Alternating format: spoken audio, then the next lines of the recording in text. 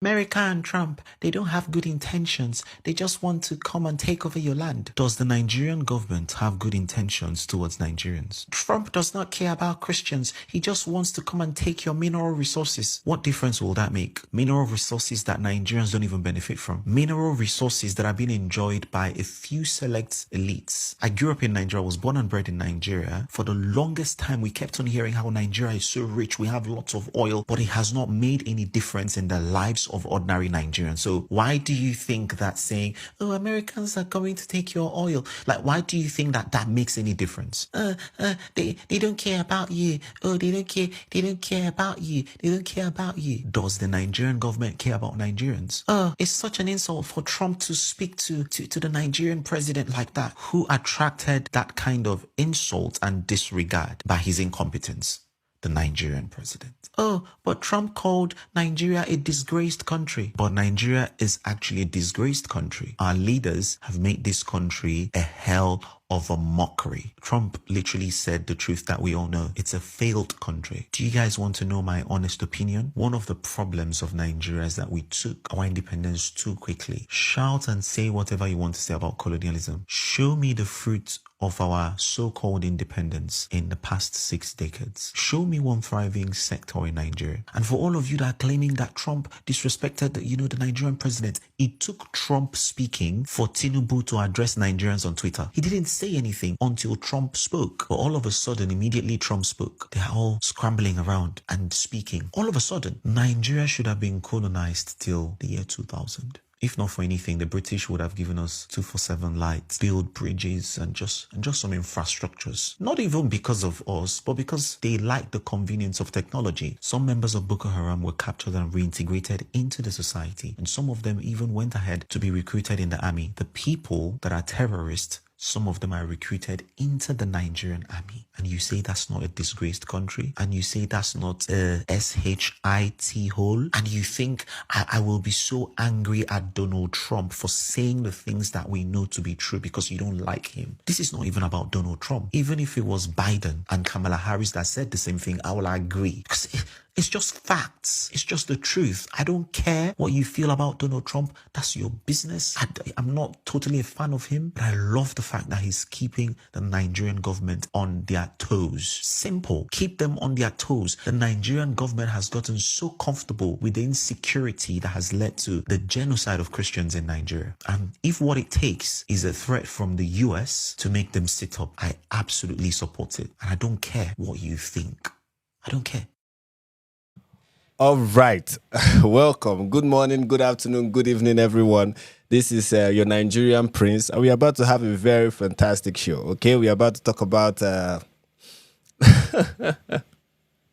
Somebody said no laughing.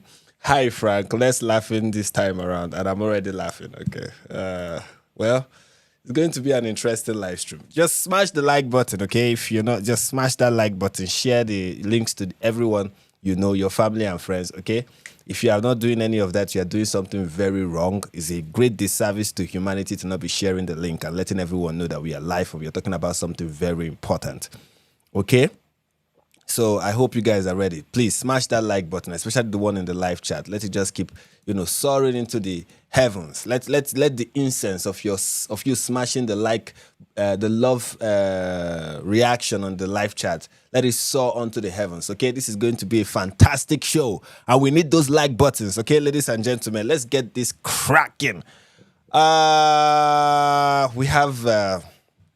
I promise that we'll be looking at, in this live stream, we'll be looking at some of the responses from Muslims in Nigeria and how they've been trying to pretend like there is no issue in Nigeria, and even how some have come out to be bold enough, as in some have even become bold or emboldened to say so many outrageous statements that, when people like me say, this is what Muslims do, this is how they behave, this is who they are, we are often told, no, we don't know what we are talking about.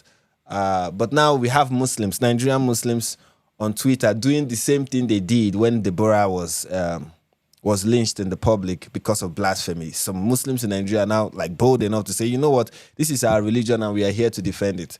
And we are going to be looking at all of that. In addition to that, we'll be looking at some statements from various people who Nigerian and diaspora, people who had things to say, people who believed that they had points to make. We are going to be looking at people like Bashir Ahmed, the BBC, Al Jazeera, RT News, CNN, Kim Iverson. We are going to see people like that give us their 2 cents or expert opinion in this instance. And then we are going to look at some reputable voices in Nigeria. Reputable, not that they are honorable, but rather that they are notorious, or will I say famous. So they are going to give us what they think about the situation in Nigeria, and we are going to be looking at all of that. So guys, I hope you are ready. I hope your popcorn is ready. I hope you are ready to have an interesting show. And to start it off, I'm going to start it off with by reading Trump's initial tweet, the one that escalated the whole situation. Okay, we are going to start with that one. Let me pull it up. Okay, we are going to start with that one. Here is the tweet, the tweet that that changed the whole conversation, that made a fool of me in the last live stream. I mean, I was talking about how Trump will not even invade the country, and then Trump just made a fool of me. Anyways, here is the tweet. If the Nigerian government continues to allow the killing of Christians, the USA will immediately stop all aid and assistance to Nigeria and may very well go into that now disgraced country, guns are blazing, to completely wipe out the Islamic terrorists who are committing these horrible atrocities. I am hereby instructing our Department of War to prepare for possible action. If we attack, it will be fast, vicious, and sweet, just like the terrorist thugs attack our cherished Christians. Warning, the Nigerian government better move fast.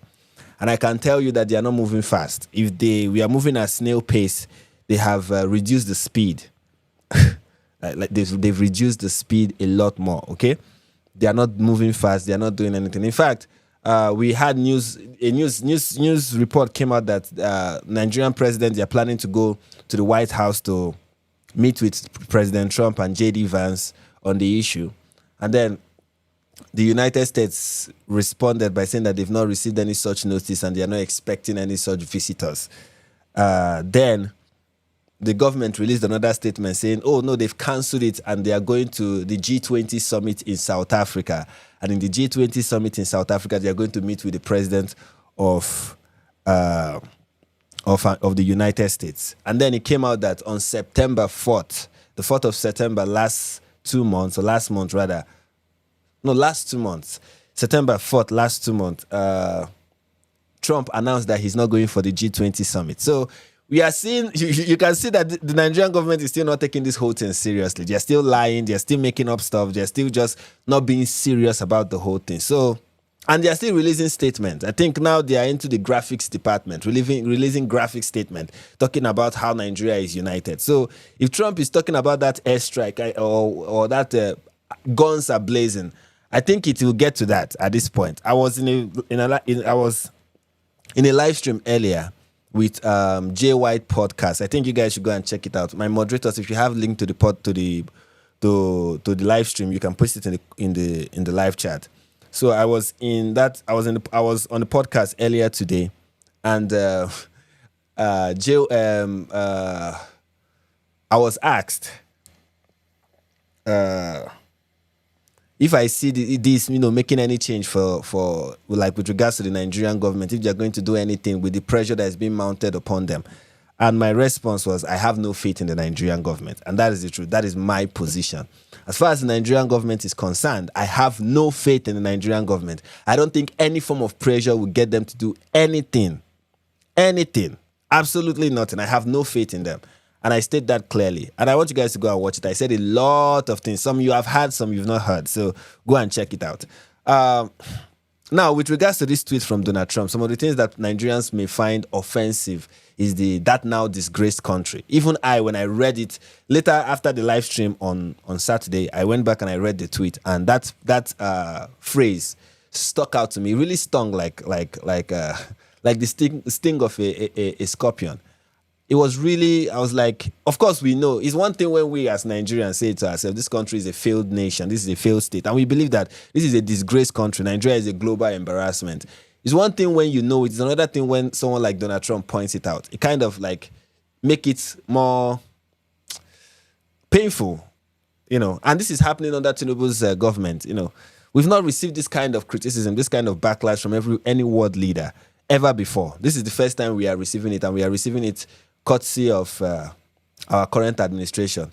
And Tinubu advertised himself to the Nigerian public as a master strategist.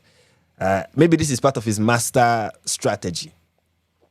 The other thing is the guns are blazing, which for so many of us is worrisome when that is, because we don't want carpet bombing where there's just this indiscriminate bombing going on, and because it can lead to the death of both Christians and Muslims, and both jihadis and victims of jihadis. So that is something that we hope will not happen. Of course, I believe that Trump, for the most part, I believe that this is just Trump bluffing. That has always been my view on this. But now I hope he's not, because I want him to really do something about this. Because as far as the Nigerian government is concerned, they would not. Okay, all this talk of, maybe now the Nigerian government will sit up. Maybe this pressure, they would not. They would not. I'm telling you now, give up on the Nigerian government. Lose faith in them if you had one before. They will not do anything.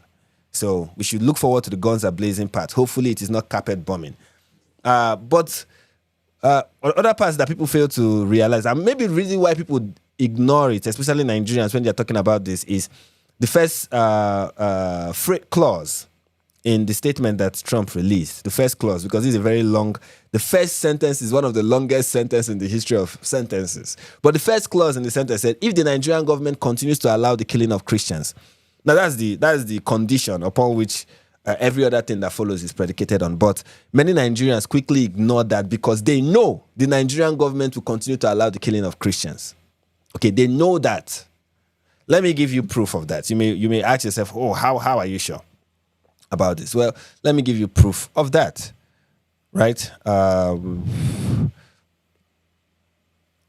This is just last night, I believe, or last 2 nights ago. In the same Kwara state, if you are familiar with what we do on this channel, you remember that we've spoken about what is happening in Kwara state and the multiple attacks. In the same Kwara state where there have been multiple attacks, the same Kwara state, this is from yesterday. This is from today. So it happened last night, as in the morning in the early hours of today. This is when this attack happened. Terrorists attacked Kwara community in night raid and kidnapped several residents. This is still happening. Okay? This is from Kwara State. This is another one from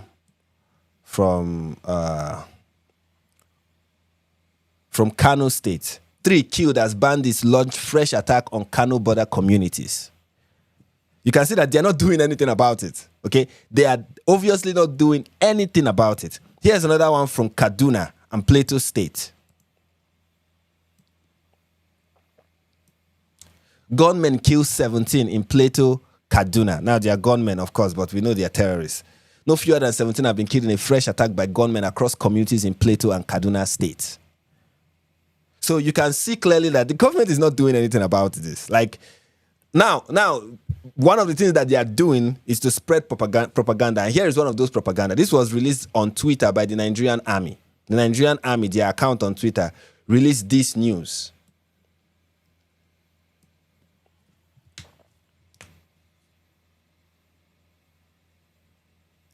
Give it a moment. And this is what they had to say. This was supposed to be them announcing great news, of progress. In fact, I even spoke about this in the last live stream that I did. I said, since Trump designated Nigeria as a country of particular concern, in the past 24 hours, the Nigerian army has released 2 statements about how they foiled kidnap attempts and rescued victims of kidnapping in Kogi State and all whatnot. I talked about it and I was like, this is proof that the Nigerian government is actually doing something. And then it turned out that this news story you're seeing here, troops of 12th Brigade rescued 2 kidnapped victims and recover ransom in Kogi State. It turned out that this is not really true. They posted with this picture and they were like, this is the picture. They want us to believe that these are the pictures of those who were rescued. And this is the money that was recovered. This is the picture they used to, that accompanied this press release, right? I want you to pay attention to the pictures. These are the pictures, right?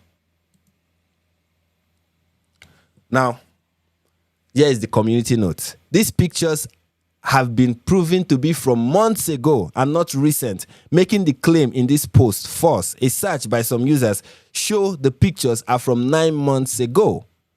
So this is not recent. This is from 9 months ago. Recycled pictures from 9 months ago used to create the false narrative that the Nigerian military is cracking down on kidnappers in the country. So you can see that the government is not serious. This is why I came to the conclusion that, I put no faith in the Nigerian government. These people will fail you. They fail more than anything that can fail. So based on that, I can understand why Nigerians just ignore the first clause in this statement released by Trump, because they know that the Nigerian government will do nothing about the problem. Or maybe they will do something, because thus far, this is what we've seen from their minions, those who are their sympathizers. First of all, so many people started floating this. Sorry, I started the live stream. I just went straight into it. I didn't even let you guys know. I've gone into it. Of course, smash the like button. Share the link to this, and they send me money. Super chats are a thing that we need in this channel, so send as much as possible. Okay, send me super chats, support what I do. I really appreciate it when you do. If you want to support us and you don't want YouTube to get a huge chunk of the money you send to us, you can go to buymeacoffee.com/NIG perspective. Okay, please go on there and support this channel. Support us. I cannot say it enough. Okay, please support us. So now we are going to look at what some users on Twitter have been saying. First, we have this person that goes by Abdullah Aya Yofel. I hope I'm butchering his name. All right. This is his propaganda. He said, meet Imam Abdullah Abu Bakr, the Imam who saved over 3,000 Christians in the north from bandits and hid them in his mosque for safety. He received a national honor for his selfless and passionate act towards the Christians in this area. Nobody loves and tolerates Christians than Muslims, because in Islam, we respect Christianity to the core and can defend it like we defend Islam. God bless Nigeria. This is a very interesting post. Let's read this again. Sometimes when I read these things fast, the point is often like I have to highlight the point. But if I read it slowly, maybe you get the problem with this tweet. Let me read it slowly. Meet Imam Abdullah Abu Bakr, the Imam who saved over 300 Christians in the north from bandits and hid them in his mosque for safety. He received a national honor for his selfless and passionate act towards the Christians in his area. Nobody loves and tolerates Christians than Muslims, because in Islam, we respect Christianity to the core and can defend it like we defend Islam. God bless Nigeria. All right. Now, this is a true story. Okay, this is not fabricated. This is not fabricated story. It is true. Let me even show you the Wikipedia article that talks about it. This happened under the past administration. It happened not in the north. It happened in Plateau State. So this is a true story. Imam Abdullahi Abu Bakr is an Islamic cleric and humanitarian. He is best known for saving the lives of 262 non-Muslims, predominantly Christians, during an attack on his community by bandits. Imam Abdullahi was born in 19 blah blah blah blah blah background. Imam Abdullahi is the chief imam of Akwati Mosque in Daha, a community in Burkina local government area of Plateau State. In 2018, there was an attack in Yewan, Gidi, Akwati, these villages, where 80 persons were killed by suspected bandits. The imam was able to save the lives of 262 people, predominantly Christians, from the Baron tribe by sheltering them in his mosque as attackers roamed the village. In July 2017, Imam Abdullahi Abubakar received the International Religious Freedom Award from the United States government, which is granted to supporters of religious freedom, together with 4 other religious leaders from Sudan, Iraq, Brazil, and Cyprus. In August 2019, President Buhari authorized the inclusion of Imam Abdullahi Abubakar in the membership of the National Ulama Committee and was part of an 80-man Ulama committee charged with the responsibility of educating Nigerian pilgrims in Mina during the 2019 Hajj. So, interesting story, right? Very interesting story. But here is something that is obvious. While I'm reading this, you can already see. So, bandits attack this local government area in Plateau State. They killed over 80 persons. This happened in 2018. They killed over 80 persons, okay? Of course, these persons are, these bandits, we have been told, okay? It is a well-established fact at this point, right? That these bandits attack people irrespective of their religion. Remember when they told us that? In fact, that is the goal of this post, to let us know that Muslims care about Christians more than any other person, right? But these bandits, these so-called bandits, that we are, carrying out this attack in Plateau State, we are, slaughtering people. It doesn't matter whether you're a Christian, whether you're a Muslim, whether you're a traditionalist. That we are slaughtering people indiscriminately. Then how come when Imam Abubakar wanted to save the Christians from Baron tribe, he had to hide them in a mosque? Why couldn't they be hidden in a church? Why couldn't they be hidden in a church? Why is it that it's only a mosque that they could be safe in? Like that the only place they could find safe haven was in a mosque. Is it because the attackers, the bandits, we are not attacking Muslims? This reminds us of stories we get from, when you hear about Holocaust stories and how people survived the Holocaust, and you hear about how some Germans hid Jews in their basement, and we are able to, prevent the Jews from being executed because they were hiding the Jews. You have Catholic Germans, you have Germans who were Christians and all whatnot, hiding Jews in their basement so that they will not be killed.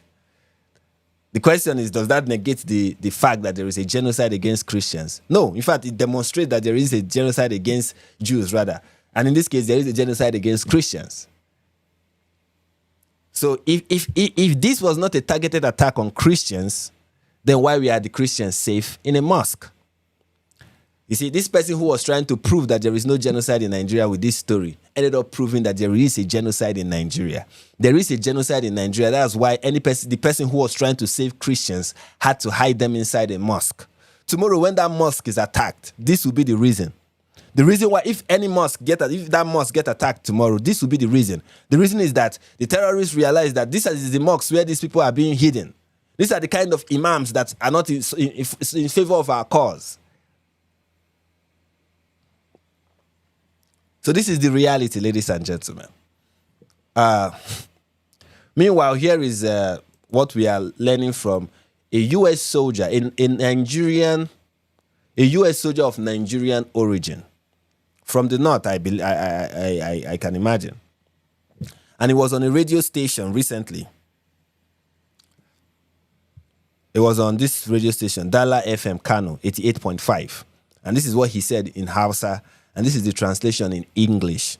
I swore an oath to defend the Constitution of the United States, but I cannot attack and kill my own parents because of a false accusation of killing Christians in my country. This is what he said. His name is Suleiman Issa Issa. He's a Nigerian-born U.S. soldier from Kano.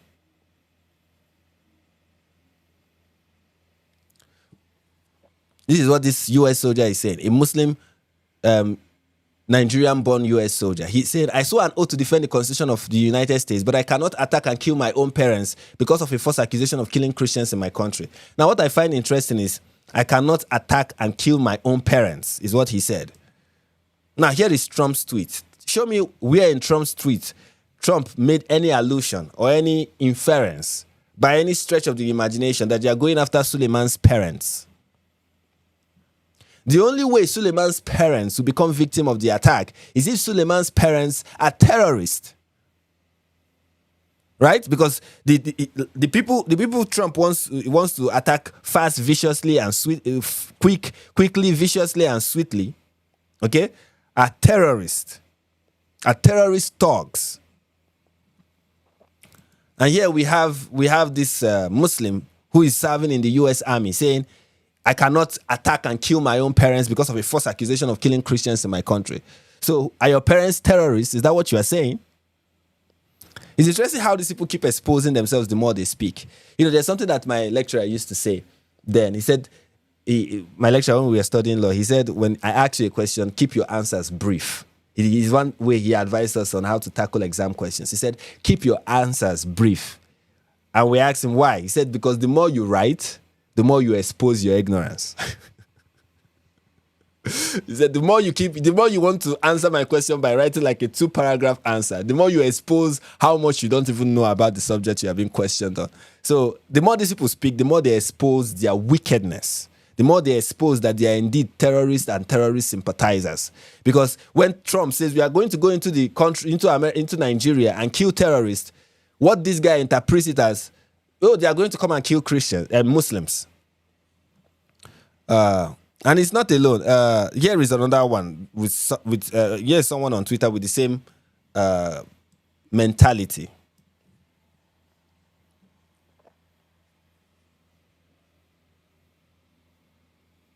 Here's another person with the same mentality. This is of course, you can see that it has Buhari's face as his profile picture. He said, so truly there are some Nigerian Christians waiting for Trump to come and kill Muslims just so they can enjoy Nigeria. Wonderful. I mean, let me read that again. So truly there are some Nigerian Christians waiting for Trump to come and kill Muslims just so they can enjoy Nigeria. Where did Trump say anything about killing Muslims? Here's the tweet. Yeah, let's read it again. Let's read it slowly. If the Nigerian government continues to allow the killing of Christians, the USA will immediately stop all aid and assistance to Nigeria and may very well go into that now disgraced country, guns are blazing, to completely wipe out the Islamic terrorists. Is that Muslims? To completely wipe out the Islamic terrorists who are committing these horrible atrocities. I am hereby instructing our Department of War to prepare for possible action. If we attack, it will be fast, vicious, and sweet, just like the terrorist thug attack our cherished Christians. Warning, the Nigerian government better move fast. And this person is saying, Trump is coming to kill Muslims, just so that we can... I mean, that is one way to say Muslims are Islamic terrorists, but interesting. At least these Muslims are forthcoming. Okay, I like to see Muslims that are forthcoming. By the way, I want to acknowledge a couple, super chats from people who want to put their money where my mouth is, which is the right place for your money to be. Like the stream for the brave soldier, Steve. Thank you so much. Thank you so much. I really appreciate it. I'm in cricket, and we have from John. And he said, if you support Frank and the Nigerian Christians, please be generous and give super chats and also buy Frank a coffee. It makes a big difference. Please do. He's right. John is 100% right. So please buy me that coffee. Send that money. I'm way past that, King of Current. I'm way past that. Okay, come on. Do I look like somebody who just graduated yesterday? So, what else? So yeah, that is from now. Here is someone who is not even trying to sugarcoat his hatred for Christians. He's not trying to sugarcoat it. He's firm. Not just Christians, but even Jews. You are going to see that this is a very brilliant person and a renowned Muslim, and. Like we always say, when Muslims tell you who they are, believe them. So this is Abu Gaza. This is a tweet from Abu Gaza. That's his name. Okay? And you can see the flag of Palestine on his profile. So you know you're about to hear the voice, the wisdom of an angel. And here's what he has to say. He said, Nigerian Christians are the problem and they are enemies of Allah.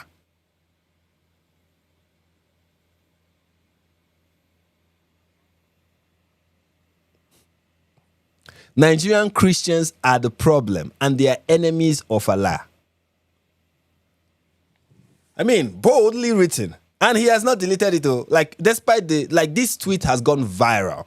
I mean, people have been talking about it. Like, it's one of those tweets that have gone viral on Nigerian Twitter. And he's proud about it. He's not deleting it.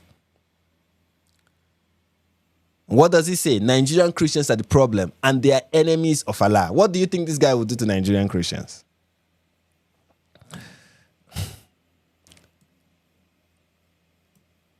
Here is another statement from him about blasphemy law. He said, blasphemy law is here to stay. If you are not okay with that, you are allowed to relocate to America. Islamic Sharia, the law of Allah, not man-made law. Islam today and forever. Any Nigerian Christian who is not happy should go back to Vatican City. This is what you find in northern Nigeria. This is the sentiment. This is the mentality. I said this in J. White podcast, and I'm going to say it here. This is the mentality of the average Muslim in northern Nigeria. This is the mentality of the average Muslim in northern Nigeria. Some lie about it. Some pretend like they don't believe it, but every single one of them does.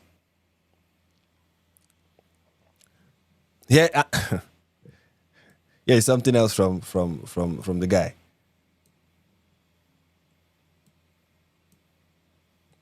Give me a second. In addition to he quoted his own tweets. That's the tweet where he said Nigerian Christians are the problem and enemies of Allah. And then he quotes a Quran verse. In case people are wondering, what does this mean? He quotes a Quran verse to support his claim. Allah forbids his believing servants from having Jews and Christians as friends because they are the enemy of Islam and his people. May Allah curse them. Tasfir Surah Al-Ma'idah 51. He quotes the Quran to justify his hatred for Nigerian Christians. In case, other Muslims who want to tell him, oh, you are a radical. He's like, no, this is the Quran. I'm happy that I don't have to be the one to point these things out. That Nigerian Muslims are now pointing it out for all of us to see clearly. Why? Because Trump said he wants to attack Islamic terrorists. Here is another one from him. This is his profile. This is his profile on Twitter. And you can see what he says here. This is where it is interesting.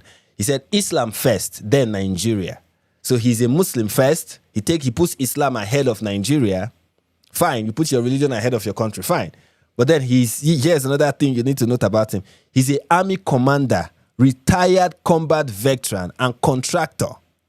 So this person was working in the Nigerian army and was an army commander. This is a retired army commander in Nigeria. This is the person who in the past, before he retired, was with the responsibility of fighting Boko Haram and fighting bandits.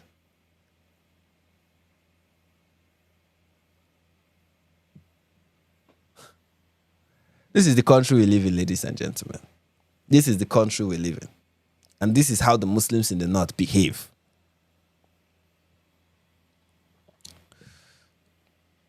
And you can see in his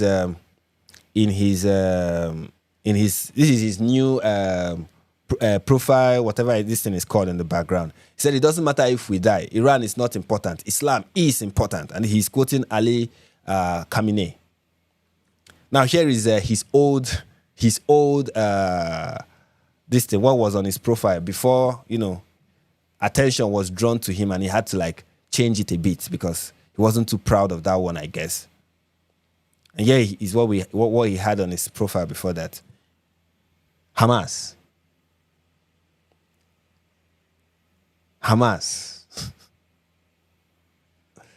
This is a terrorist who was an army commander, retired, and combat veteran, retired, in Nigeria, a terrorist supporter. In fact, this guy is a terrorist. It's not terrorist supporter, is just trying to put it nicely. This guy is a terrorist, a Nigerian Muslim terrorist. Here's another one. We've been reacting to some of his tweets, but here's one of the latest. This is their response to what Trump said. This is their response. Their response is to brazenly accept the label of being terrorist, essentially. So here is I've forgotten the name of this bishop. I think Tony Puck. No, that's not his name. That's not his name. Bishop Wilfred. Yes, this is Bishop Wilfred from Nigeria, who testified before Congress about what is going on in Nigeria. He even categorized it during his testimony as a genocide. And this is from way back. Now, one thing you need to know about this Bishop Wilfred, is that he has lost so many of his relatives to this violence. Okay, many of his relatives, about 15 of them, have been killed because of this violence. So he went to U.S. Congress to testify about what is happening in Nigeria. And here is how this Muslim is responding. He said, this is the person who delivered the information to the American people alongside other media personalities. Mr. Tony Perkins then transmitted same to the parliament, where the matter was recommended to the president for action. They should first catch this bishop for direction on where the genocide is taking place. What he's saying is that this bishop should be arrested. That the Nigerian government should arrest the bishop for speaking out and testifying in Congress about what he has experienced. He said they should show him where the genocide is taking place. The genocide that is taking place in his own family. Another Muslim from Nigeria, ladies and gentlemen. Another beautiful Muslim from Nigeria. Guys, thank you for the super chat. I want to thank Amit Yanuka. He said, I'll put my shekels where your mouth is. Alhamdulillah.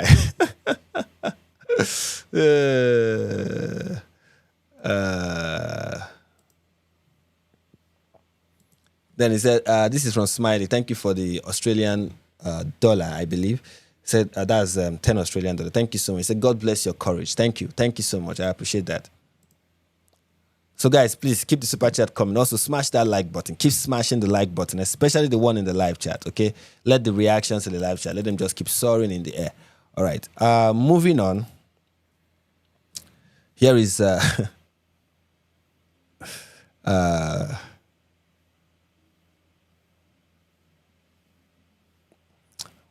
how do we... Okay, I'm looking for the next tweet to highlight.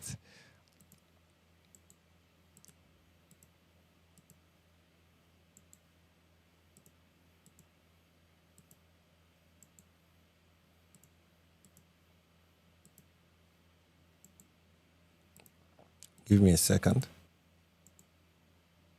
All right. Let's go.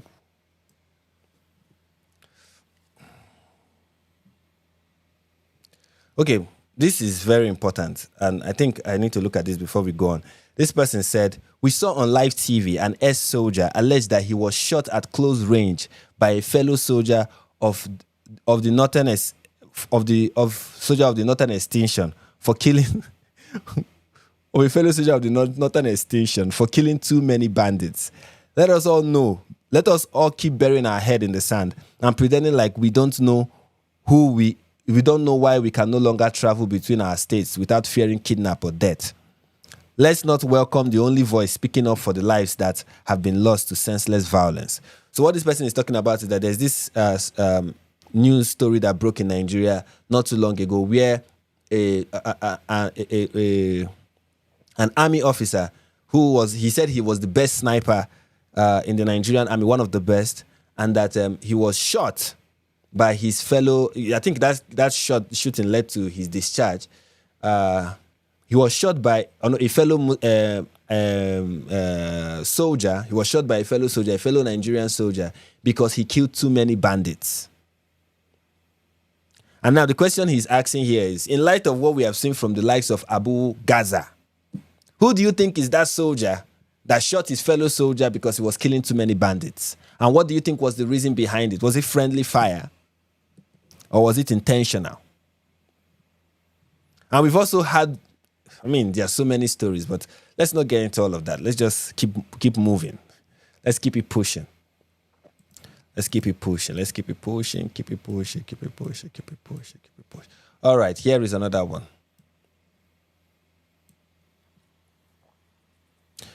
This is, I call this kind of tweets, the tweets, people that tweet like this, I call them Timu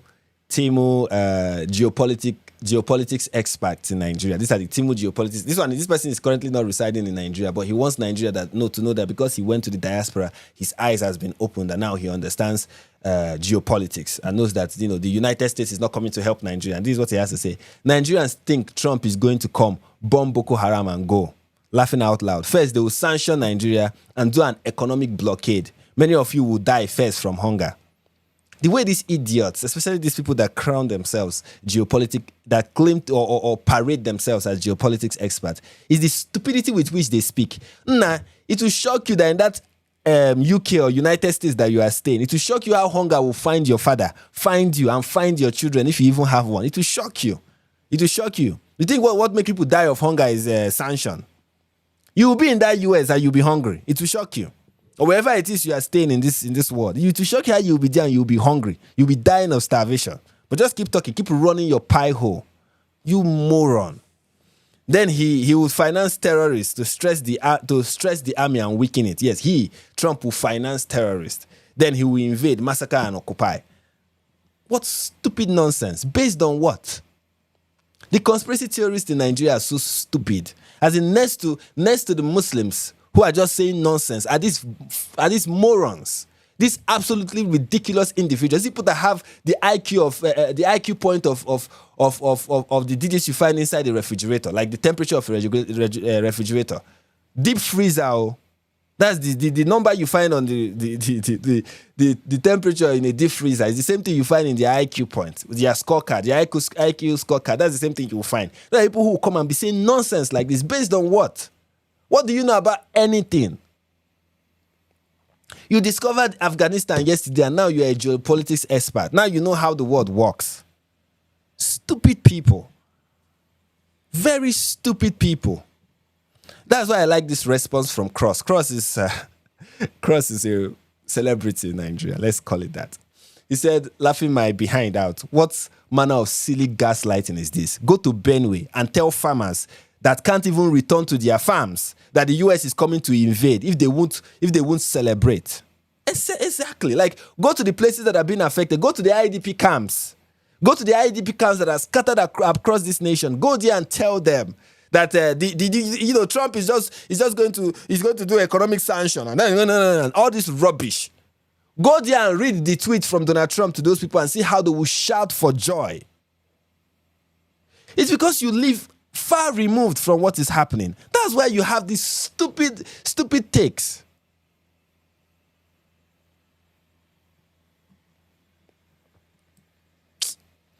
Anyways. Here is another one. This is WhatsApping. So the saddest part of all this is watching over a decade of brutal killings of innocent children, women, and men in villages across Zamfara, Sokoto, and Katsina. Most of them Muslims. Watching this being twisted into a story of Christian genocide. It is truly heartbreaking. Yes, Saki, it is truly heartbreaking that they are twisting the story. When the Muslims were being killed, this alleged killing of Muslims, when it was happening, why didn't you say anything? Why didn't you say anything, Saki? When it was happening, when this alleged many of the Muslims were being killed in Zamfara, Sokoto, and Katsina, when it was happening, why didn't you say anything?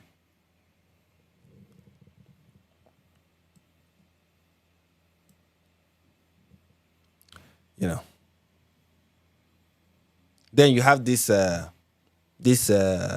moron in Nigeria. It's funny you people think the US will differentiate between the farmers and the terrorists.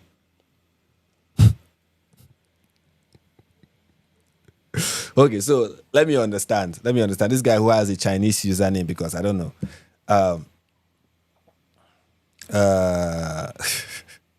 So a terrorist is holding,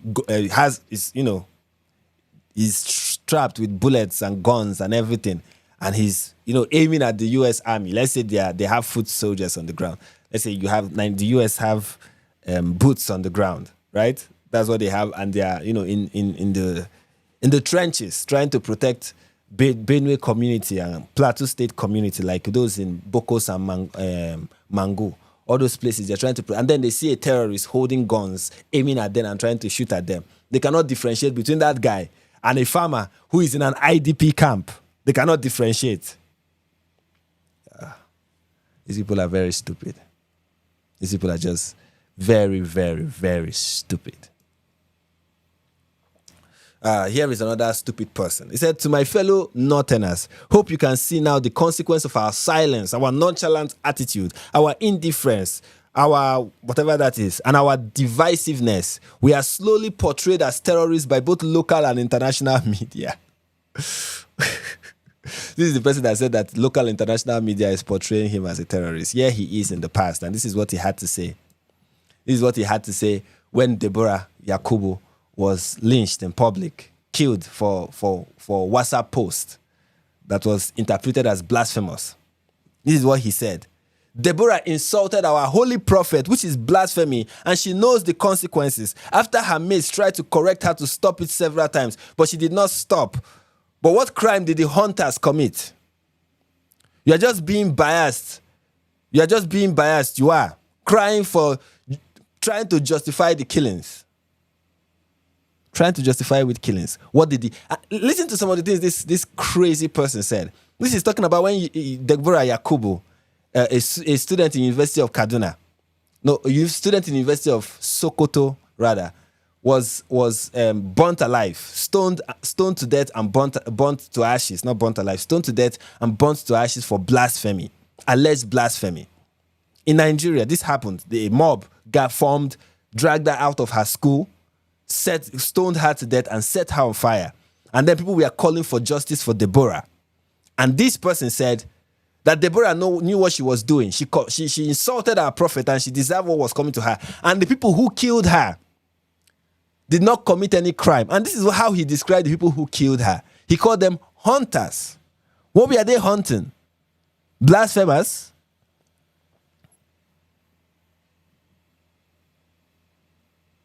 Then somebody asks, murder was committed and he referred to the murderers as hunters. May God forgive you. And this is my reply. I said, this is why those murderers are hunters to him. And I quoted, Surah 98 verse 6, which says, indeed they who disbelieve among the people of the scripture and the polytheists will be in the fire of hell, abiding eternally therein. Those are the worst of creatures. So a devout Muslim, the best of peoples, right, who goes out to hunt down the worst of creatures, is a hunter, a very good one by Islamic standards. So there you have it. Here is another ridiculous here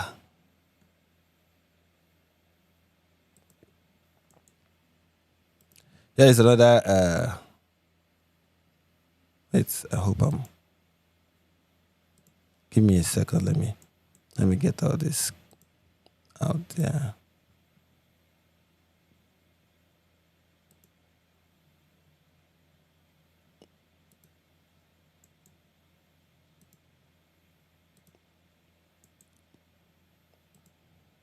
Give me a second.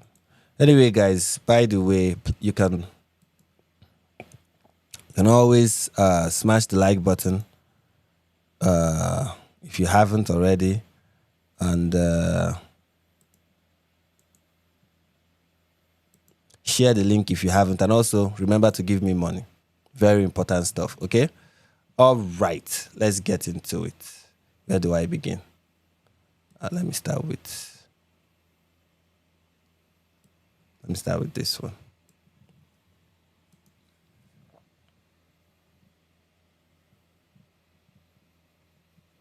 So here is this person saying, he's replying to Abu Gaza. So this person, this user, is replying to Abu Gaza, who said Nigerian Christians are the problem and they are enemies of Allah. He replied by saying, bro, you are the real problem here, spreading hate while hiding behind faith. Christians and Muslims, or Muslims and Christians, coexist daily in Nigeria. We intend for it to remain that way forever. Log off, repent, and stop embarrassing us. Meanwhile,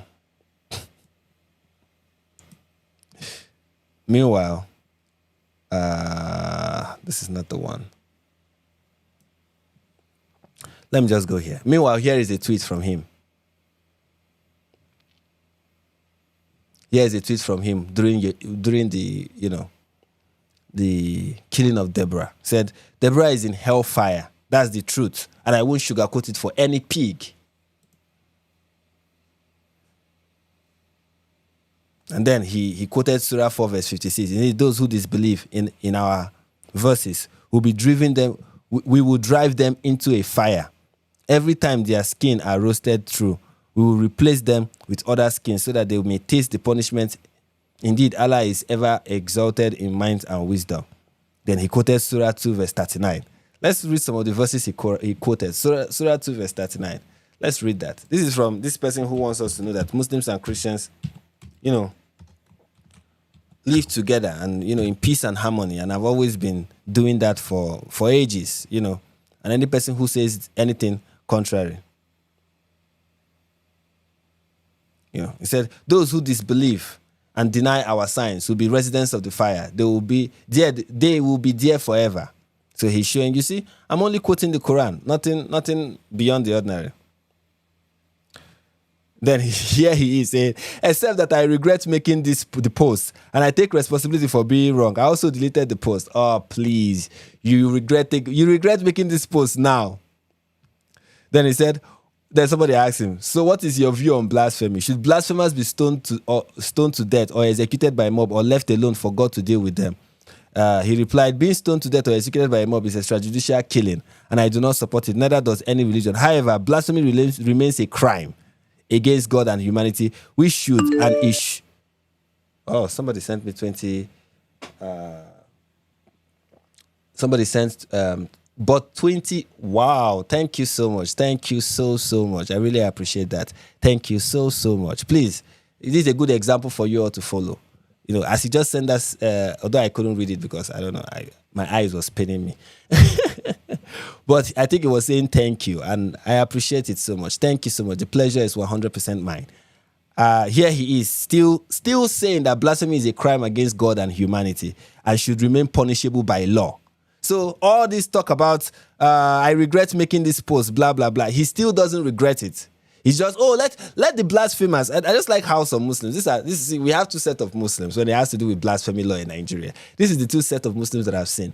One, I've seen the Muslims who are like, mob killings is not the way to go. Extrajudicial killing is not the way to go. The way to go is for Sharia courts to sentence people to death, and that sentence to be carried out. That is the way to go. So they're like, let us not do it like barbarians. Let's not do it like animals. Let's do it in a very civilized way, by having the court sentence people to death. And that is the person that wants to scold Abu Gaza and portray him as an extremist. An extremist trying to portray someone else as an extremist. That is very interesting. Here is let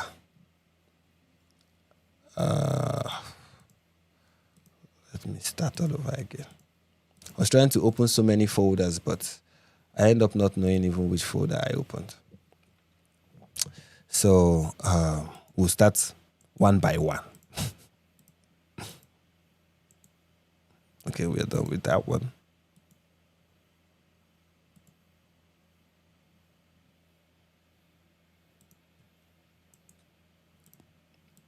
Remember to smash the like button, guys.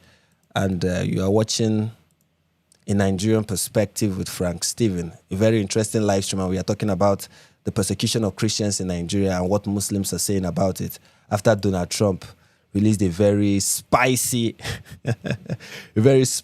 tweet on Sunday talking about sending in troops and, going into Nigeria, guns are blazing. So here is this Muslim who said his response, Yes, I am a Muslim but not a terrorist. You see so many Muslims in Nigeria making this post. I am a Muslim but not a terrorist. I am a Muslim but not a terrorist, he says. And here is a tweet from him from the past.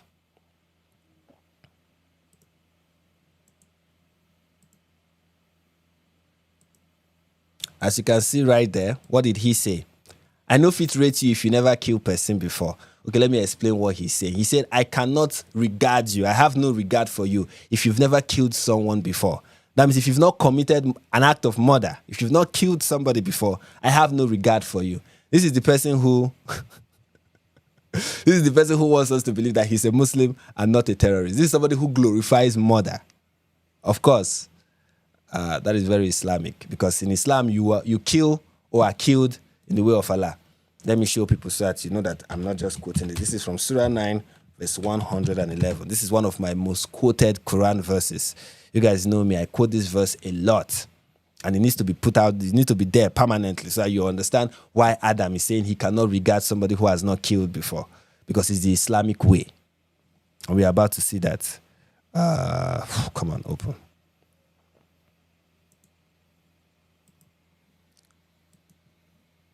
All right, Surah 9, verse 111. Indeed, Allah has purchased from the believer their lives and their properties in exchange that they will have paradise. So, what this paragraph, what this sentence is saying is, the exchange that believers have with Allah is that Allah has given them paradise, and in exchange for paradise, the Muslims have given Allah their lives. So Islam is like a business deal between the Muslim and his God. And the Muslim God has given the Muslims paradise, 72 houris, just a brothel, a desert brothel in the hereafter. That has been given to the Muslims. And in exchange, the Muslim gives his deity, the demon he worships, he gives the demon his life. And what is he supposed to do with that life now that he has given it to Allah? Here is what the next sentence says. They fight in the cause of Allah, so they kill and are killed. So now that your life now belongs to Allah in exchange for paradise, what do you do with your life? You kill or are killed in your fight while fighting in the cause of Allah. It is a true promise binding upon him in the Torah and the Gospel and the Quran. And who is truer to his covenant than Allah? So rejoice in your transaction which you have contracted, and it is that which is the great attainment. So the great attainment for a Muslim is what? This contract that he has with Allah. And what does the contract say? I will give you paradise and you will give me your life. And what you do with your life now that you are giving it to me is to go out there and kill and be killed. Kill or be killed while fighting in the cause of Allah. And it is a promise that is binding upon you and are binding upon Allah. It's binding upon him in the Quran, of course. Now, he falsely claimed that this is also in the Torah and the Gospel, but of course that's a lie, because the writer of the Quran does not know even what is in the Torah or what is in the Gospel. So there is that. So that is what we are referring to, and that is what this guy over here, where is he? That's what this guy over here is saying when he said, I cannot regard you if you had not killed somebody before. Because that's what makes you a true Muslim, that you have killed somebody. Okay?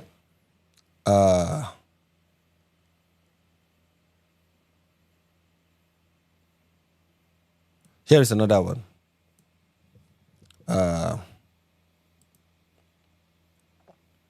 This person called the king herself said, I am a Muslim from Arewa and I am not a terrorist. That's what she wants us to believe. I am a Muslim from Arewa and I am not a terrorist. Just like the other person before. And what do we see here?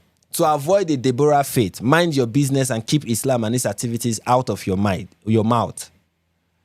Yeah, there is the non-violent, non-terrorist Muslim. And there he is, she was, encouraging violence against Christians for so-called blasphemy. These are the Muslims we have in northern Nigeria. There are many examples of this. Let me not bore you guys too much with it. I'll share a few more. This one is from somebody who is...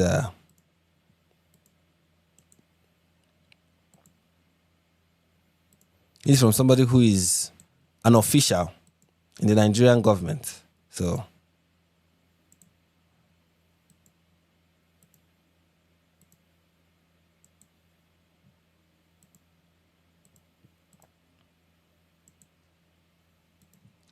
All right, let's start with this one.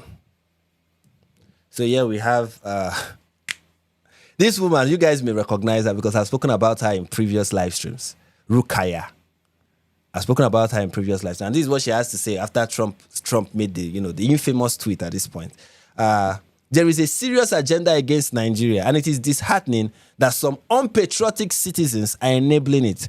Who are the unpatriotic citizens? Those who are being killed by terrorists and are crying out about it. Those who are in IDP camps that are crying out about what is happening to them. Those who recognize what is happening to those people and are crying out to the world, to the rest of the world about what is going on. Those are the unpatriotic citizens. Okay? Terrorism has no religion and no ethnicity. It is a major menace that must be condemned by everyone over the years. The North, particularly the eastern states, have suffered enormous terrorist attacks. Yet the US have never tagged Nigeria as a country of interest, a country of particular concern. But, okay. It is clear that President Tinubu GCFI is doing something right. His economic...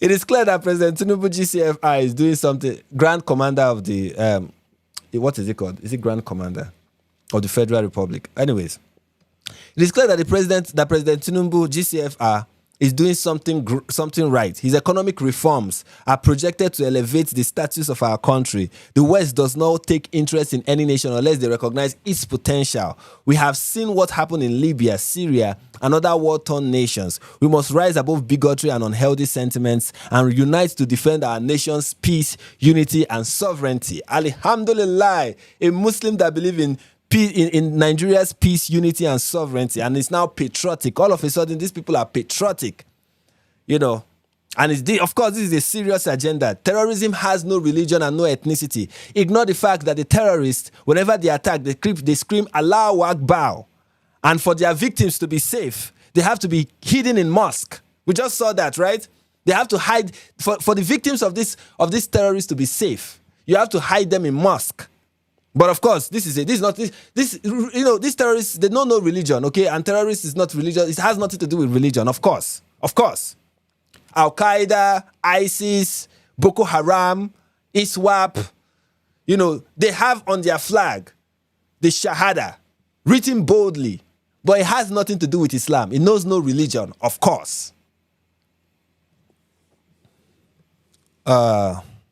And he said, for over the years, the North, particularly the eastern states, that's the Northeast, have suffered enormous terror attacks. Yet the US have never tagged Nigeria as a country of interest. This lady, is she daft, stupid, or just the combination of both? Because in 2020, let's look at it. Let's just do a quick Google search. Trump designates Nigeria a country of particular concern in 2020.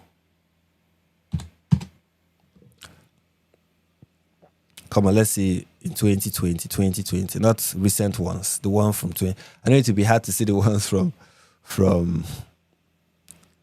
2020 because of the recent news, but we'll find it. We will find it. All right, here it is. I told you we'll find it, and now we have. Statement from the press secretary. This week, this is from 2020. Okay, this is not recently. Is there a date to this? There's no date attached to this, so it will be hard for me to demonstrate that this is from 2020. Let's see if there's another one.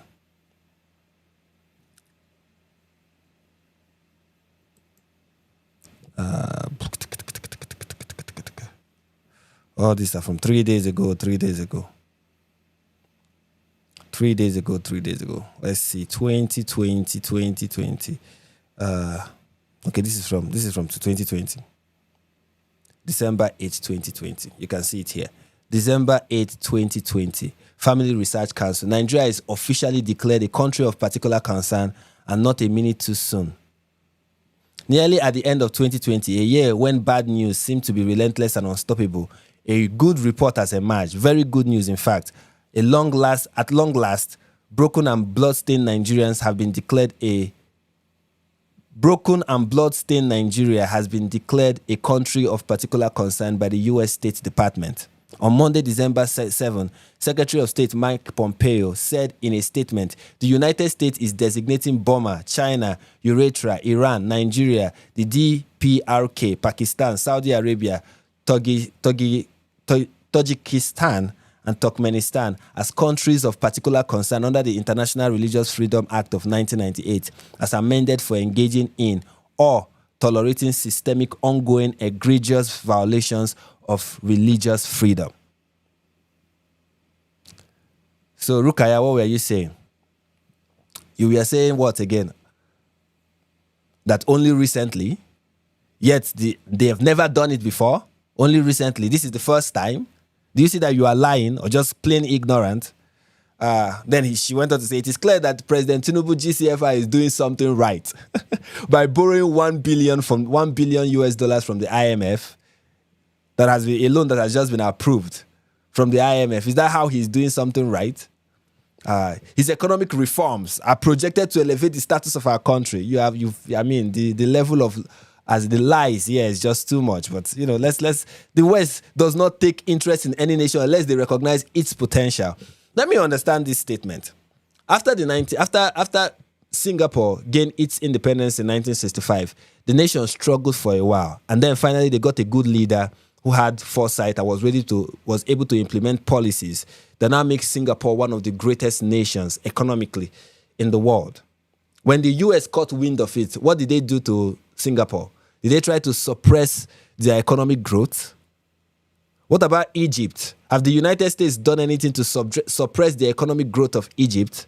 There are many countries that are rising economically. What have the United States done to suppress their economic growth? It's only Nigeria. Nigeria is a special case. Now, and then you're like, oh, but look at Libya. That was why the United States did not attack Libya because Libya was about to become the greatest nation on the planet. Stop kidding yourself. And now she's like, we must rise above bigotry and unhealthy sentiment and unite to defend our nation's peace, unity, and sovereignty. Interesting thing to hear from Rukaya. Then we have Rukaya from the past. This is Rukaya from 2022. And this is what Rukaya from 2022 has to say. I hope you guys can see this, but let me zoom it in a little bit. This is what Rukaya from 2022 had. Nah, it's not zooming. The zooming is not zooming. Let me just leave it at 150. I hope you guys can see it, but if you can't, I'll read it out. Abdul Jabbar Kabara. Abdul Jabbar Bakara's death sentence for blasphemy against the noble prophet is a huge achievement for the Ganduje-led administration. This is impressive and commendable. Allahu Akbar. I knew he committed blasphemy, but I didn't know exactly what he said. After listening to the voice notes, Ubangiji Allah, something. Then she went on to say that this is somebody who is celebrating the death penalty being issued on somebody for blasphemy.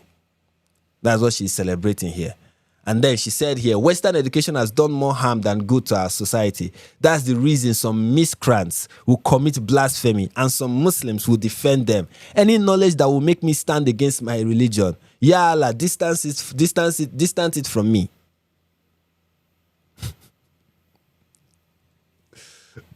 This is the same person that now is talking about, there is an agenda. There is an agenda. There is an agenda. This is the there is an agenda woman. Here is another one. This is from. I hope this is not the one we've read before. Okay, I think this is it. We've seen this one before.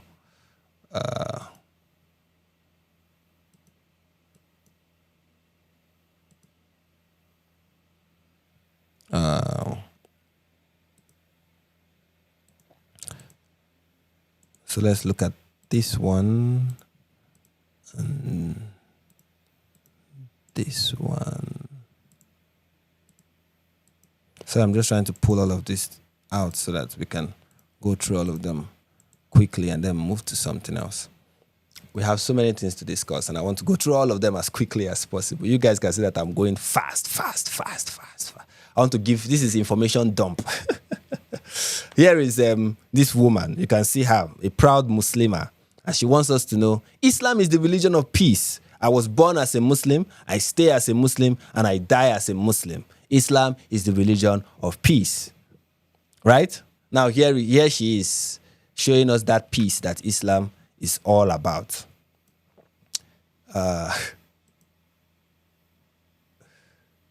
This is what she said. Stop the killing of innocent souls in Sokoto because of one useless Deborah. Now, the useless Deborah is Deborah Yakubu.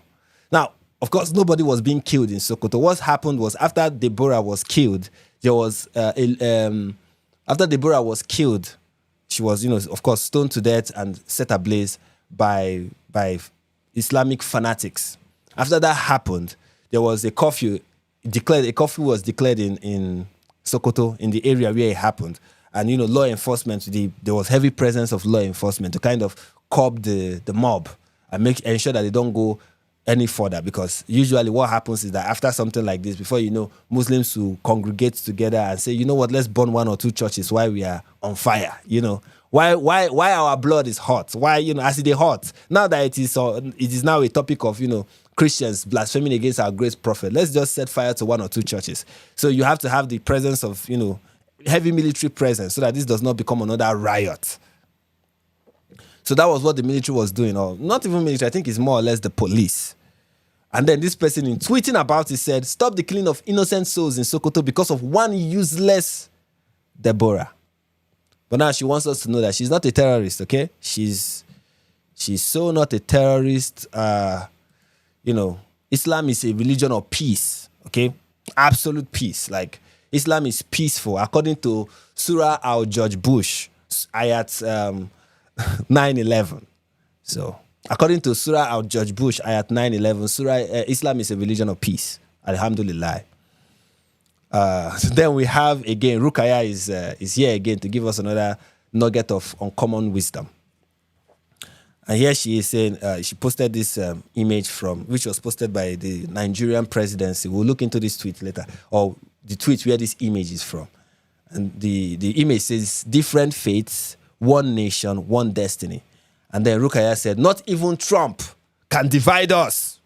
Trump is trying to divide us, but even Trump cannot. He can never.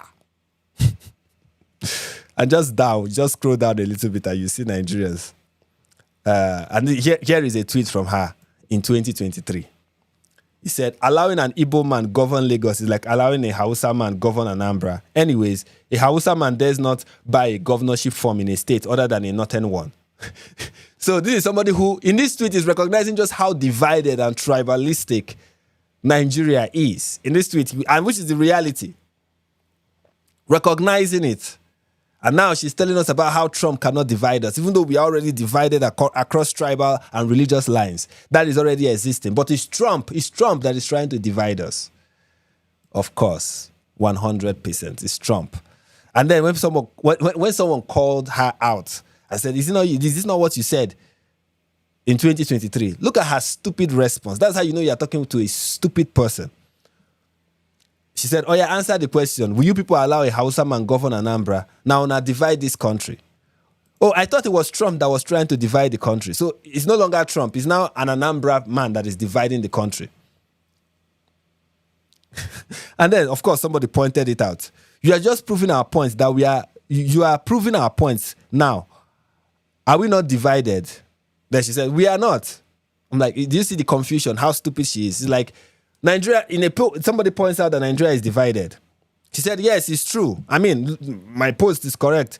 I said it in 2023 and it's correct. There are people, Anambra people are the ones dividing this country. And then somebody's like, okay, well, that proves the point that Nigeria is divided. And then she's like, no, Nigeria is not divided. Maybe she should go and Google the word divided in the dictionary so that she can understand it, so that she'll start speaking from both sides of her mouth.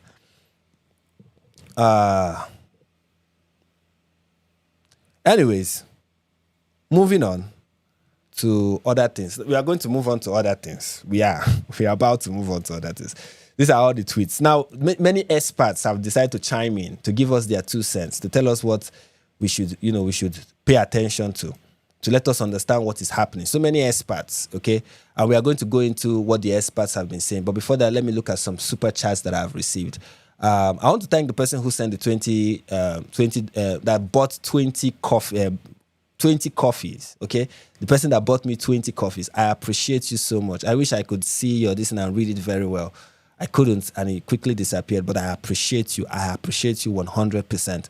And I also want to thank Uncle Copin for the super chat. He said, if you don't like and subscribe, you are a terrorist. Alhamdulillah. That is according to Surah Al-Copin, ayat 20. If you don't buy me, if you don't subscribe, like and subscribe and send me money, you are a terrorist. Then we have Olajide Adeoye. Good afternoon, Frank. Good evening. Let me be sure what time it is now. Good evening. This is 11:19 in Nigeria. Good evening. I hope you had a very fantastic day. All right. We are talking about Nigeria. We are talking about the news updates we are getting from Nigeria and how people are reacting to it. Now we are going to look at what some experts have been saying and what they want us, how they want us to view this, or how they want the West, the people who they want to deceive, how they want them to view it. But before we get to that, I want to show one more tweet or one more set of tweets at this point coming from the mighty Bashir Ahmed.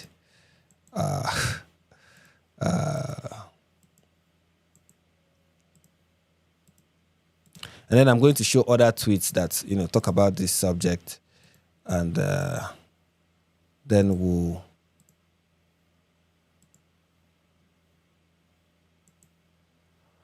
move on to other things, or we'll move on to the experts. All right. Are you having fun? Are you having fun, ladies and gentlemen? Are you entertained? All right, let's look at Bashir Ahmed and some of the things he had to say. America and Trump, they don't have good intentions. They just... Sorry about that. Anyway, so this is Bashir Ahmed. After he caught wind of the fact that Ted Cruz and some congressmen from the United States wants Nigeria to get rid of their blasphemy law, to get rid of blasphemy laws that we have in our constitution, enshrined in our constitution. Bashir Ahmed made this post. He said, the Constitution of the Federal Republic of Nigeria, 1999 as amended, recognizes 3 legal systems: common law inherited from the British colonial rule, customary law, and Sharia law. A U.S. senator or anybody who wants to remove Sharia law in Nigeria need to take it out of our constitution first. They don't need to take it out. We should take this out of the constitution. Okay? We cannot be called a secular society. And then the constitution that talks about the secular society, talk about freedom of religion, is in the same constitution going to say we recognize Sharia law. That is stupid. And I'm very sure the people who added that into the constitution were trying to appease the North, not knowing that they were giving them a ticking time bomb that they are going to use when the time is right. And they have been using it to attack so many people in the North. And here is Bashir Ahmed saying, no, we have to defend that. And this is not the first time he's coming in defense of not just Sharia law, but blasphemy law, okay? But not just Sharia law, but blasphemy law. And here he is in 2015 saying, I can't pretend or keep silent. I support the death penalty for blasphemy. That's my belief, and I do not and will never support Safe Canon 9. Safe Canon 9 was what happened when 9 Sufi Muslims said something that was considered blasphemous. And then they were sentenced to death. And people were protesting or campaigning against this sentencing. And what was Bashir Ahmed's response? I stand behind the death penalty for blasphemy, for talking about a 7th century caravan robber that married a 6-year-old, consummated the marriage when she was 9, had a rendezvous with an infamous rendezvous with the men of Al-Zut, was a terrorist, a caravan thief, somebody who had black slaves and sold them. somebody who was deadly by all indication, somebody who is a very vile, despicable human being to ever walk the face of this earth, somebody who was anti-Semitic and anti-Jewish way before Hitler, somebody who will give Hitler a run for his money. That is the person that to speak against that person is to receive the death penalty. Can you imagine? That's Bashir Ahmed. And this has been the case, this has been the case in Nigeria for a very long time. This is one of the things that, makes Nigeria a country of particular concern. Here is an example of how this has been used against Christians. This is somebody bringing awareness to this. I joined my voice with other well-meaning Nigerians to ask for the release of Rhoda, a Christian from South Bauchi who was convicted under blasphemy law for sharing a video and speaking out against the unjust killing of Deborah. It is said that Deborah's killer walked free, but someone who spoke against it is languishing in prison. Where is the body of Christ to speak up against it? It is a shame. This is somebody, a Christian from Bauchi, who is being held, languishing in prison for so-called blasphemy because she spoke against what happened to Deborah Yakubu. Here's another story. This is the headline says she was killed before my very eyes, and this is from 19th of July, 2016. It was an ordinary afternoon for Mrs. Bridget Abahimi. Let's just call her Mrs. Bridget. A 97-year-old pastor's wife was running her shop in Kofa Wamba Market as she had ever since she retired from her job at the Union Bank. But this ordinary afternoon would end in tragedy. Just hours later, Miss Bridget would be beaten to death by an angry mob. You see, another regular feature of Mrs. Bridget's day was the arrival of a man named Dauda, who ran a shop nearby. Dauda had been harassing her for a long time and would often perform his pre-prayer ablution at the door of her shop, damaging her goods. He continued to bother her despite several official warnings. On June 2nd, when she politely asked him to move away from the door, Dauda started shouting that she had committed blasphemy. She was peace-loving, killed because of envy over a shop. What happened next was as tragic as it was shocking. A mob of more than 500 people gathered, and though another Muslim trader tried to hide Mrs. Bridget and her husband inside his shop, they assaulted him, broke in, and beat her to death in front of her husband. He was saved by the arrival of the police and had returned to his ancestral home in Imo State, southern Nigeria, to ensure his own safety. A local lawyer who knew the couple told CSW Nigeria, Catholic Society of, I don't know what CSW is. Sorry, let me not try and pretend like I know.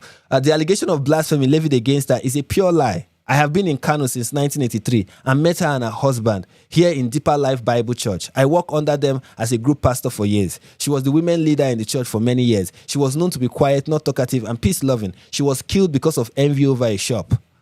Mrs. Bridget is the second Christian in northern Nigeria to be killed by a mob this year, that's in 2016, following allegation of blasphemy. In May, violence erupted in Niger State after Emmanuel Methodus, a trader, was accused of a blasphemous post on Facebook. Emmanuel was murdered and his body was burnt. In the riots that followed, 3 others were also killed. 25 Christian-owned shops were looted and 4 churches were destroyed along with several Christian homes. In another indication of a possible rise in religious extremism, Francis Emmanuel, a 41-year-old Christian carpenter, was slapped and stabbed by a young man in Kaduna State for eating during Ramadan fast. The situation for Christians in Sharia state is worrying. In June, information emerged that 466 Christians have been murdered by Boko Haram in a single day in 3 villages in the Goza area for refusing to convert. They were part of a group of 3,000 families who had believed assurances 4 months earlier that it was safe to return to their homes. In addition, 218 women and girls aged between 15 and 30 were forcibly married and 100 people taken hostage, 102 of whom died of starvation, attacked by armed Fulani herders, and were attacked by armed Fulani herders, as well as adoption of Attacks by armed Fulani herders, as well as adoptions of underage girls in Sharia states, have become everyday reality for too many of Nigeria's people. So there is that. Here is another report with regards to this.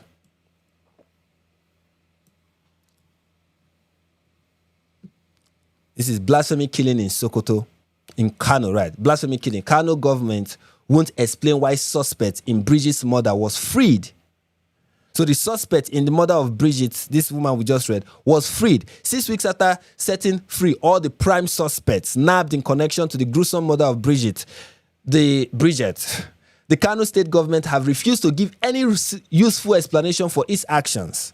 Or its action. Several efforts by premium times within this period to obtain information from Abdullahi Ganduje's administration were frustrated. Accused by a mob of committing blasphemy against Islam, Mrs. Bridget, 74, was murdered in broad daylight in downtown Kano on June 2nd. The murder, which took place at this place, cut deep into Nigeria's religious and tribal fault lines. Remember those people who were telling us that there is no issue of tribal whatever. Here is a headline that is proving them wrong. Why, after somebody is being gruesomely murdered for false accusation of blasphemy, suspects were arrested and released without explanation. Here is another news headline.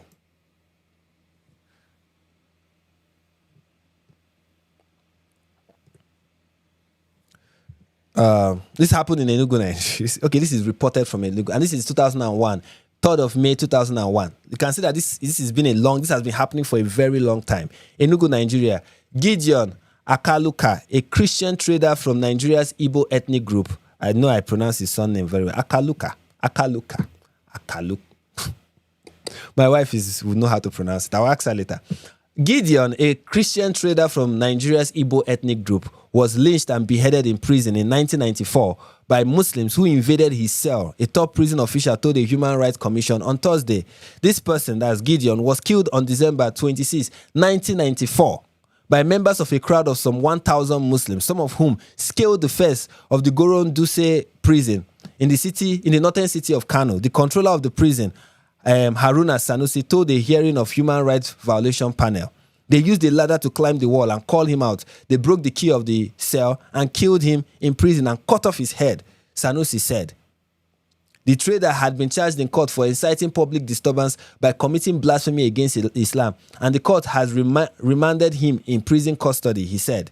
Those who beheaded him were armed with guns, machetes, swords, and knives, and they held the prison warders hostage before carrying out their murder, the official added. He said that no arrests were made at the time of the killing, and Gideon's headless body was buried later. His killer hung his head on a pike and paraded it on the street of Kano in a show that infuriated Southern Christians in general and the Igbo ethnic group in particular. The panel chairman, Chukwudifu Oputa, ordered the police chief in Kano at the time Gideon was beheaded, to appear before him at the next sitting of the panel in Abuja. Meanwhile, during the duration of the panel sitting has been extended by an extra week to enable it for more petitioners, blah, blah, blah, blah. And this is what happened in 1994. This is 1994. And this is what Bashir Ahmed supports. He supports it. But he's going to tell us tomorrow that there is an agenda and that the US is trying to intervene in Nigeria, and they are doing this because of our natural resources. And anyone who is talking about persecution of Christians is lying, and there is no genocide against Christians. All of that are all lies. They are going to tell us. Keep all of that in mind. Anyway, before we move forward, let me recognize the people who put their money where my mouth is. I'm really grateful to see these people all the time. You guys are doing the right thing. I say it in a sarcastic way, but please understand that I appreciate every single one of you. I want to start with King of Current. Thank you for the 10 Nigerian Perspective membership, for the gifted memberships. I really appreciate that. Thank you so much. Olajide Adeoye, thank you for the $20 super chat. Frank, please say hi to to my wife. Her name is Fatima Adeoye. Hi, Fatima Adeoye. How are you? I'm saying hi from Nigeria. I hope you are having a blessed afternoon, and I hope everything is going well. I hope that this news is not ruining your afternoon. I hope I'm doing everything to make the news as palatable as possible. Okay, I say hi, and I am happy that your husband is supporting the channel, and I hope you're also supporting with your eyeball and with your, smashing the like button and subscribing and doing all the needful. In fact, even if you don't do that, I still appreciate you for being married to this awesome one. Awesome, I want to say young man, but I'm not sure. But I believe he's a young man, so I'm going to say it regardless. Awesome young man. Thank you for being married to him. I really appreciate you. BT said, Islam is blasphemy. Satanic worship claiming God. Yeah, it's blasphemy against the one true God. But, we are not out there trying to behead people for that reason. Many of the things that the Quran say about Jesus Christ is blasphemous. Yet nobody is getting beheaded. But, to recognize the obvious about the most obvious false prophet in human history is blasphemy. This super chat said, forgive us in the West. God will hold us accountable. While you live your lives, we are running out of time. But Jesus said, as you see the day approach, look up, for your redemption draws near. Amen. Amen. And it's the West is, you guys are not at fault. It's the Islamists that is doing what they are doing. It's not really the West. So there is that. Anyway, moving on. Let's move to the experts and what they have to say, okay? The expert had a lot to say about what Trump, declared on Truth Social. And they want us to know that, they understand what is happening in Nigeria better than anyone, better than people who are even crying. So let's start with experts from the BBC. I will not read too much of all of these articles. I'll just briefly look at what they have to say. So this headline said, Trump tells military to prepare for action against Islamic... Oh, what's happening? All right. Better. Trump tells military to prepare for action against Islamist militants in Nigeria. Okay. U.S. President Donald Trump has ordered blah, blah, blah, blah. U.S. President Donald Trump has ordered the military to prepare for action in Nigeria to tackle Islamic militant groups, accusing the government of failing to protect Christians. Trump did not say which killings he was referring to, but claims of a genocide against Nigerian Christians have been circulating in recent weeks and months in some right-wing U.S. circles. All right. I'm happy you just called them right-wing. Usually you say the far right, but thank God you just talked to right-wing. Groups monitoring violence say there is no evidence to suggest. Which group? BBC. I know, journalistic integrity is something that is in the way of whatever you guys do. Journalistic integrity, things like the truth, things like adequate reporting, always stand in the way of whatever it is the BBC is trying to do in recent years. You accuse Donald Trump of not mentioning the particular killing that he's referring to when he talks about killings going on. And then you tell us groups monitoring violence. Which group? You didn't tell us. What group? BBC. Here's my challenge to you. Tell me the group that says there is no evidence to suggest that Christians are being killed more than Muslims. Oh, now I see what you people did. Groups monitoring violence say there is no evidence to suggest that Christians are being killed more than Muslims in Nigeria, which is roughly evenly divided between followers of the two religions.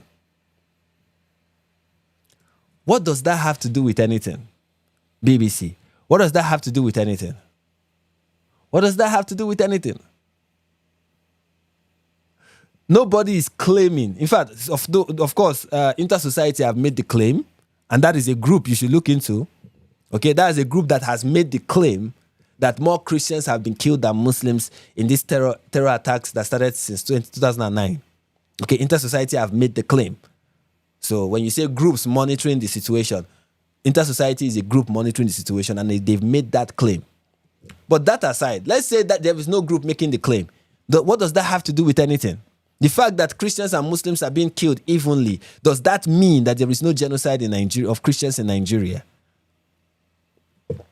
Or do these people not understand what genocide is?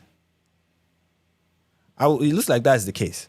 An advisor to Nigeria's president told the BBC that any military action against the jihadist group should be carried out together. Yes, they should carry it out together so that the Nigerian military can betray and leak information to Boko Haram like they've always been doing. Yeah, it should happen together. It should be a collaboration so that the Nigerian military can thwart the effort of the U.S. Military and the U.S. government and their intervention. They should do it together so that you guys can do what you've always been doing. Very useless people. Daniel Boala said, that, Daniel Boala, I keep calling him Boala. That's not the way to pronounce this name, but I don't care. Daniel Boala said Nigeria would welcome U.S. help in tackling the Islamic insurgents, but noted that that's Nigeria, was a sovereign country. He also said the jihadists, we are not targeting members of a particular religion. Yeah, we just read that they were, but let's just wipe our memories clean. Okay, Boala has spoken.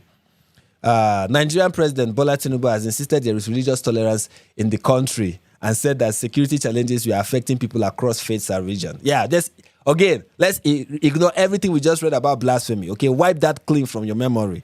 Tinubu has spoken. Trump wrote on through social blah blah blah blah blah blah blah blah blah blah blah blah blah.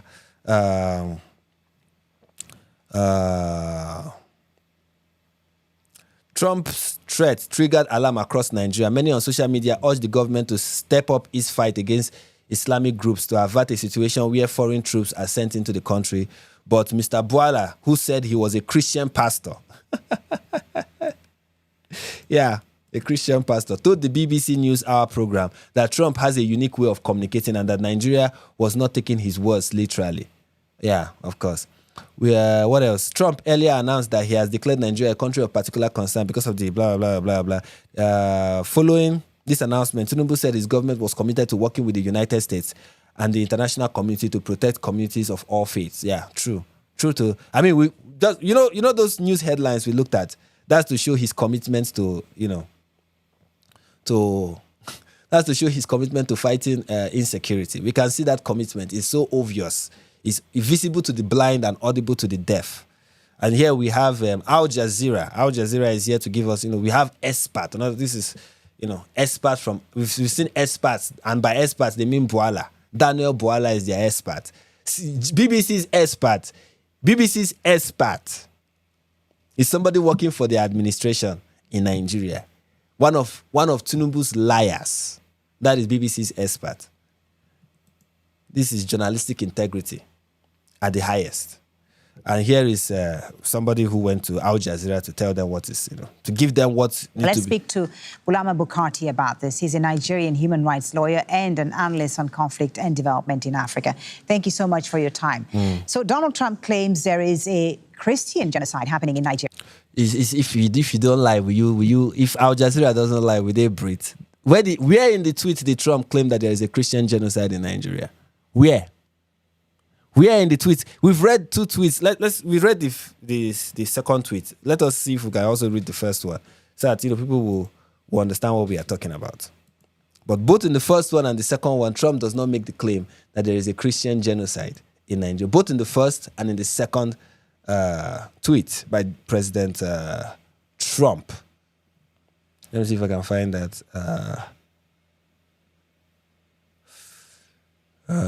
Can I? Is this it? Yeah, I think this is it. Okay. Christianity is facing an existential threat in Nigeria. Thousands of Christians are being killed. Radical Islamists are responsible for this mass slaughter. I am hereby making Nigeria a country of particular concern, but this is the list of it. When Christians or any such group is slaughtered like it's happening in Nigeria, something must be done. I am asking Congress Riley Moore, together with Chairman Tom Cole and the House Appropriation Committee, to immediately look into this matter and report back to me. The United States cannot stand by while such atrocities are happening in Nigeria and numerous other countries. We stand ready, willing, and able to save our great Christian population around the world. Donald J. Trump, President of the United States of America. That's the first tweet. This is the second tweet. If the Nigerian government continues to allow the killing of Christians, the USA will immediately stop all aid and assistance. Now, do you see anywhere in this tweet where we've read this? Do you see anywhere where there's a mention of genocide? Do you see anywhere here where there's a mention of genocide? And yet we have Al Jazeera claiming that Trump said that there's a genocide of Christians in Nigeria. Isn't that fantastic? From your research and experience, is this now, I'm not saying there is no, of course, you know me, you know my position. Yes, there is indeed a genocide of Christians in Nigeria. That is true. But the fact is, Trump did not say it. I don't know if you understand. Trump did not say it, is the point I'm trying to make. So, True? Are those facing persecution in Nigeria mainly Christians? Absolutely not. The answer is a flat no. All the data reveals is that you are a stupid. What kind of stupid question? Are those facing persecution in Nigeria mainly Christians? Are those facing persecution in Nigeria mainly Christians? It's not the same as are Christians facing persecution in Nigeria. You see, words matter. When you say mainly Christians, it's saying, oh, it's only Christians. Are Christians are the main. Now, I will say it is mainly Christians. That is a fact. It is mainly Christians. But to frame it as mainly Christians is kind of dubious. It is dubious. And then this fool is here to tell them that it's not true. It's not true. Let's listen. absolutely not. The answer is a flat no. All the data reveals is that there is no Christian genocide going. Give us one data. All the data shows. Which one? People cite nothing. All the data. Which data? Nigerian government doesn't even have data of any of this. They have none. It's NGOs that are tracking this. And the NGOs tracking this have said, no, this is the data we have. And you see all the data. Which one? Nigerian government. Data of what? Nigerian government released a tweet recently that they had to edit 3 times. 3 times. They released a tweet saying they edited it 3 times. This is the people who have the data. In the tweet, they said that Nigeria is a nation of 53% Christians, 44% 53% Muslims, 44% Christians, and 3% traditionalists. That's what the tweet said. Then they edited it and said 51% Muslims, 40-something% Christians, and then 3 or 4% other groups. And then the last edit, they had to delete that sentence completely. These people don't have data. They don't even know who in the country, who are Christians, who are Muslims, how many Christians, how many Muslims, how many, non-religious, atheists, whatever, humanists, traditionalists. They don't even know how many. They don't even know how many people are in the country right now. The Nigerian government doesn't know how many people are in the country right now. But all the data points that they don't have suggest that this is not the case. In Nigeria, and this narrative is a dangerous, far-right narrative that has been simmering for a long time. There you go. Congratulations. Finally, you used the word far-right. Clap for yourself. I was waiting for it. Far-right narrative. Congratulations. Congratulations. Finally, the buzzword, far-right. I was waiting for when you guys are going to use that phrase. And thank you. Finally, you bring in the buzzword, far-right. Congratulations. I clap for you. You are the first to bring in that word in this conversation. You are doing great. Come on. Al Jazeera is proud to have you on.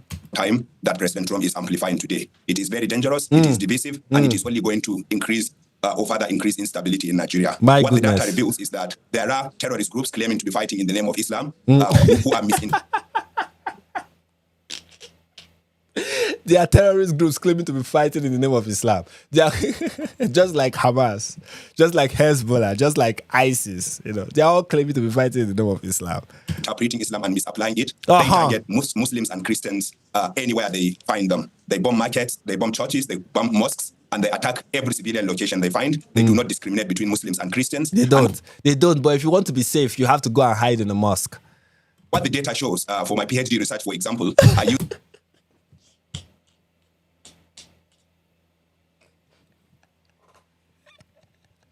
PhD research from Asaba University.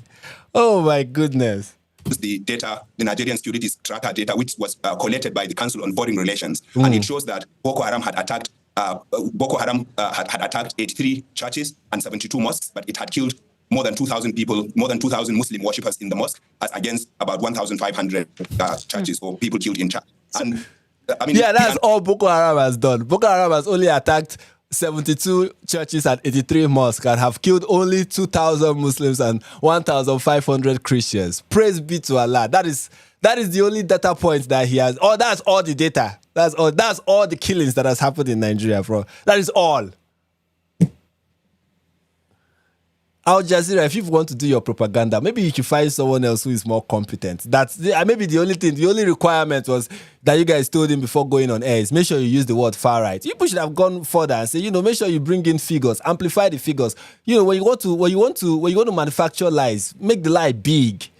Okay, don't give us ridiculous figures like 83 churches and 83 mosques and 72 churches. You have to go big.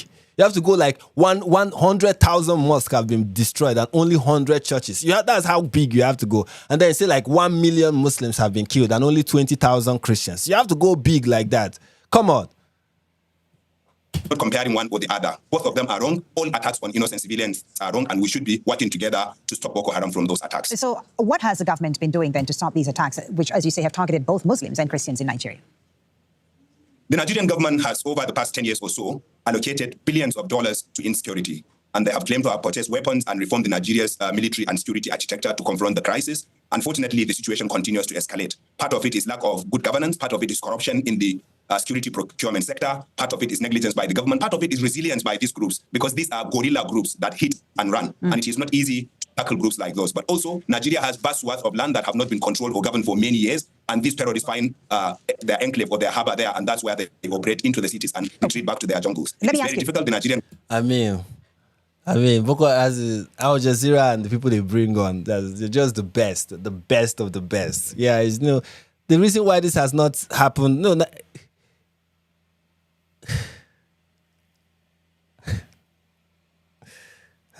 where do I begin with this nonsense? Part of it is corruption, part of it is negligence, part of it is the resilience of Boko Haram. But there are multiple factors. When are you going to mention climate change? All of these are just excuses. All of it is excuses. And if you are recognizing that the government has failed, then why should it not be designated a country of particular concern?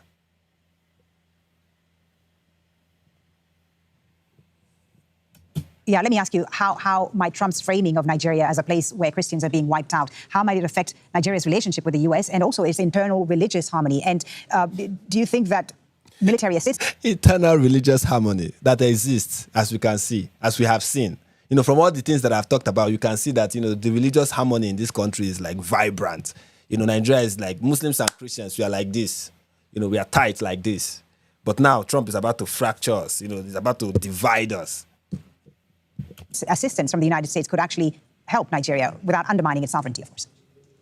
Sure. So, Trump's narrative, the way it will affect Nigeria is that Boko Haram and other terrorist groups in Nigeria are common enemies of Nigerian Muslims as well as Christians. And the only way you can defeat this enemy is by uniting. Trump's narrative is dividing Nigerians dramatically, even more than before. And the only person that will benefit in this division are the terrorists. And of course, American help with weapons, with equipment. All right, I think we are done. I think we are done. This guy is, you know, Al Jazeera tells the kind of lie that just make you speechless. You're like, wow. I think we are done. We are done. We are done. Next. Al Jazeera has another one. They have another one. So let's look at this one. This one is an article. Let's look at this one. Nigeria rejects claim of Christian genocide as Trump moves security action. Come on, get out. Nigeria has said it would welcome assistance from the United States in fighting armed groups, as long as its armed groups, not terrorist groups, not Islamic terrorists, just armed groups, as long as its territorial integrity is respected. As U.S. President Donald Trump continued to threaten military action in the West African country over what he claimed was the persecution of Christians there. Oh, I thought you would just say it's genocide. Officials and experts in Nigeria on Sunday denied Trump's claims of mass killings of Christians, noting that Boko Haram and Al-Qaeda-linked groups target people of all faiths in Africa's most populous country. Even the people writing this don't believe it. But Trump, who has directed his government to prepare for possible fast military action in Africa's most populous, how many? Like, do you guys have a word count? You can just say Nigeria instead of Africa's most populous country over and over again. I mean, if you want to do propaganda, at least make it readable. Jesus Christ. Sorry, I'm using the Lord's name in vain. God have mercy on me. But what is Africa's most populous? This is Africa's most populous country. This is another Africa's most populous country. I mean, how many times is this phrase mentioned in this article at this point? I want to be sure that it's not more than twice, because... Oh, it's just twice. Africa's most populous country, twice. Do people have a word count you have to reach? It's just say Nigeria. When asked by a reporter if he was considering U.S. troops on the ground in Nigeria, or airstrikes? Trump replied, could be. I mean, a lot of things. I envision a lot of things. They are killing the Christians and killing them in very large numbers. We are not going to allow that to happen, he added. Nigeria, a country of more than 2 million people, is divided between largely Muslim north and mostly Christian south. Armed groups have been engaged in a conflict that has been largely I think we are done. I think we've read enough. Al Jazeera, do better. Hire people who don't use too much adverbs and adjectives. Jesus Christ. Lord have mercy. And here we have from... This tweet is very fun. This is another expert. Okay, this is another very powerful expert giving us their expert opinion. Okay, this is another expert. And you can see that this expert knows what he's talking about. This one is Mohammed Jamal. And you can see that he said he's a white Nigerian. My country first. Wow, look at that. And then he said,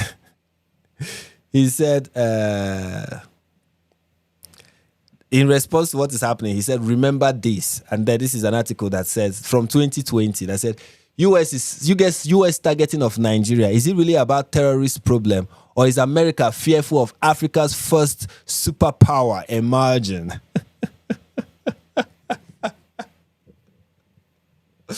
Oh, Africa's first superpower emerging.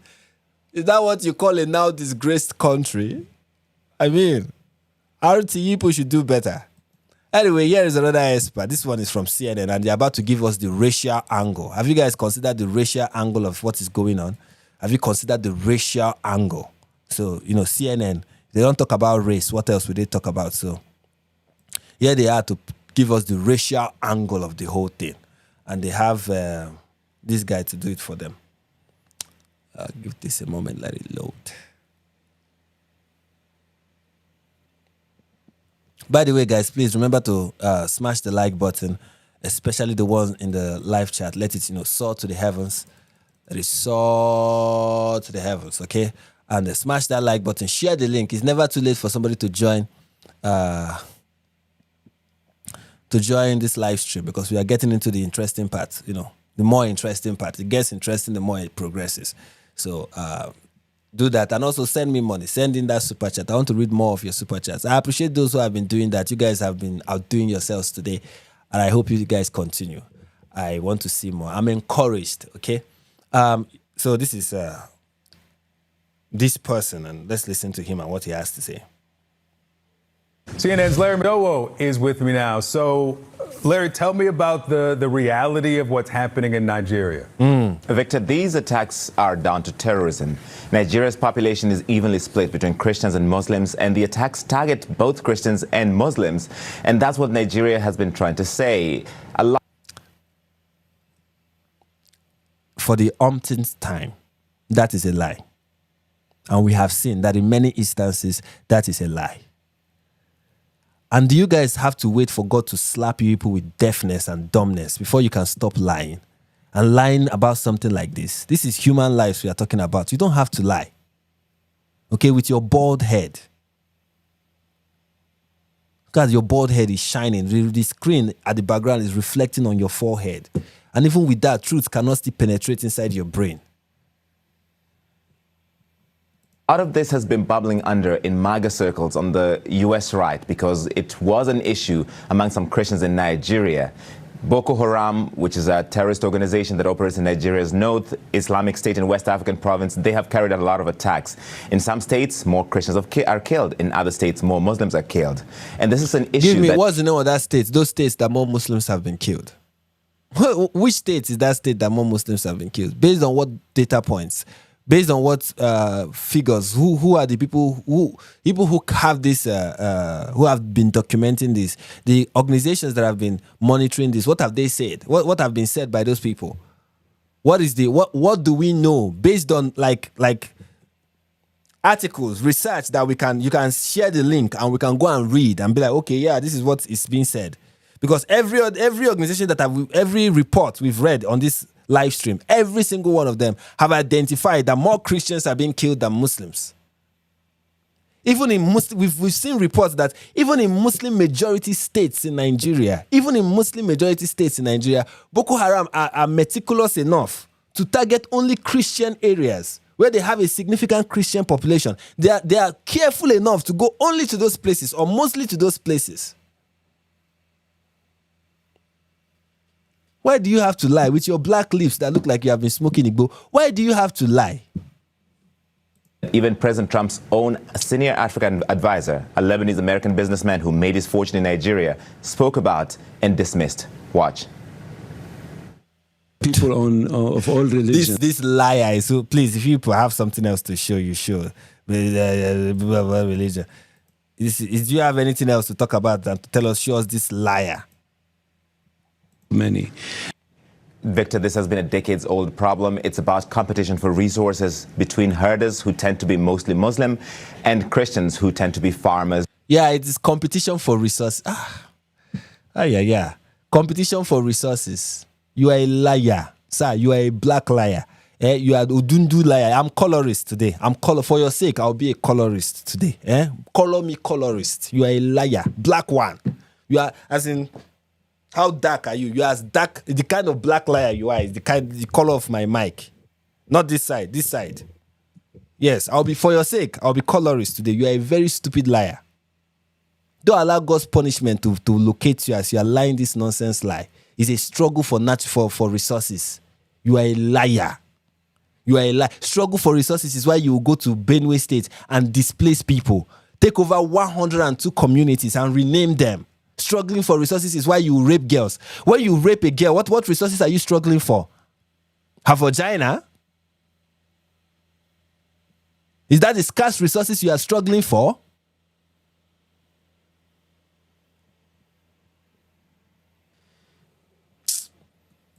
It's about cattle wrestling, and yes, there's a religious angle to it, but it does not rise to the level of a genocide or a mass slaughter. Or it doesn't rise to the level of a genocide or a mass slaughter. How many people need to be slaughtered for it to be a mass slaughter? 200 happened in Yelawata. Thousands more have been happening in Bokos, in Jos. How many people need to be slaughtered in one day for it to be mass slaughter?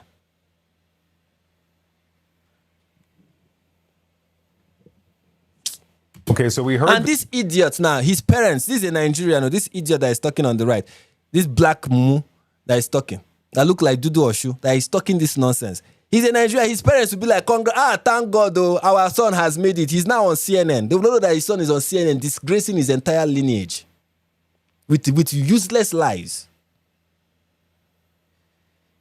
There from an advisor to the president, what's the Nigerian government saying about these attacks? The Nigerians are alarmed by President Trump's threat of sending troops to... Shut up. I think we are done. We don't want to hear any nonsense again that you have to say. We are done. We're done. Enough. Thank you. Experts, we are done. We are done listening to another. The CNN experts is the worst. Here is... and the far right or the conspiracy theorists on the American right, they are like, we will not be outdone. Here we have Kim Iverson telling us, what we need to know. Of course. Because, if there's any person we can rely on for valuable information on what is happening in Nigeria, it's Kim Iverson. And this is what she has to say. Why are we threatening war with Nigeria? Here's why.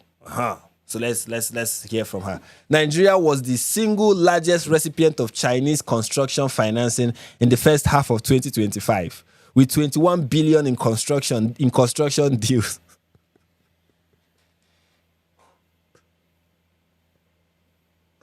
The reason why I'm laughing is that this foolish girl, this foolish woman, went out, looked for nonsense, lies that Nigerian government will always tell us in Nigeria that we know are lies. They'll tell us, we've secured this contract with China, we've secured this contract with Argentina, we've secured this contract with the United Arab Emirates, we've secured this contract with Qatar. All of it lies. We know they are lies. Like in Nigeria, we call it lamba. We know that they are telling us lies. Okay, they are giving us audio contracts.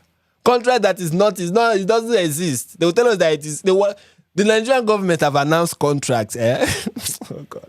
They will just wake up one morning and say, we've signed this very massive deal with so and so. Then the person that they will quote has been the person they signed the deal with, who will release a statement tomorrow saying, I don't know of any of these nonsense that the Nigerian government is talking about.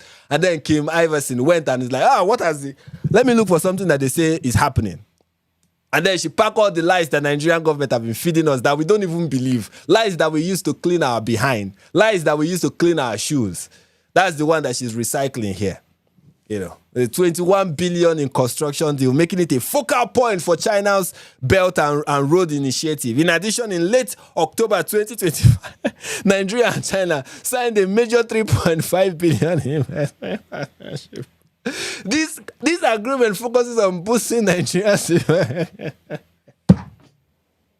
Even Nigerians have not told themselves this kind of lie. Like Nigerians have not even no Buharists, not Buhari, no Baptist, no supporter of Mohammed. I say Mohammed. No supporter of Bola Ahmed Tinubu have said any kind. Have mentioned this kind of nonsense because they know Nigerians will call it out and be like, this is lies.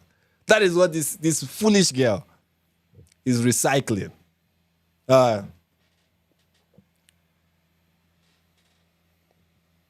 And that's our conclusion. But if the country is ruined because of war in the name of saving Christians, China can't expand their belt. This is the real reason we are threatening Nigeria. You are a foolish human being, my dear. You are a foolish human being. You understand? You are a very foolish person. I understand. Foolishness at this point is a disease. It's a disease. I don't know the drug that they can use, but this is a terminal illness. Incurable. You are a foolish human being, my dear. A very, very foolish human being.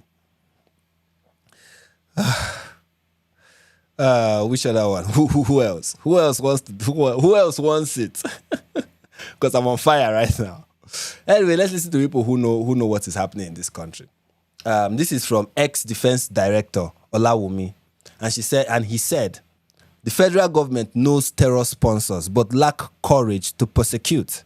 So the terror sponsors in Nigeria are known, according to this former defense director in Nigeria. These people are known, but the government will do nothing to persecute them.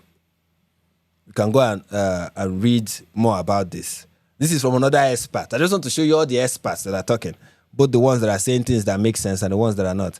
Then, yes, Bashir Ahmed. Of course, when we are talking about experts, we cannot not talk about Bashir Ahmed, the greatest experts of all, the proud Islamic extremist, you know. So he said, terror in the mosque, a chronicle of attacks on Muslim worshippers in Nigeria by PR Nigeria. Despite global outrage over attacks on Christians, PR Nigeria reports a disturbing pattern of mosque-targeted violence against Muslims in Nigeria. Reports a disturbing pattern of mosques targeted at violence against Muslims in Nigeria has received far less attention, even as hundreds have been killed in places of worship. The report highlights the scale of atrocities from 2009 to 2025, demanding equal global condemnation. What is stopping you from condemning it? Why don't you write to Saudi Arabia, write to the United Arab Emirates, write to Egypt and tell them to call for the same way, call Palestine, the people you have been crying for since October 7, 2023. Call on Palestine to condemn the killing of Muslims by Boko Haram. Why not do that instead of, say you should call on Al Jazeera that always talk about climate change and how climate change is responsible for every Islamic terror attack in Nigeria. Why not call on them and tell them to throw more light on this? We Christians will not excuse this nonsense and chalk it up to climate change or say, oh, it's just a struggle for resources or whatever nonsense that you are spewing out there.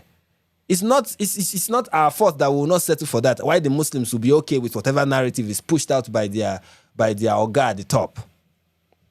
And by Oga at the top, I mean their imams. Why former U.S. President Donald Trump recently threatened military action against blah, blah, blah.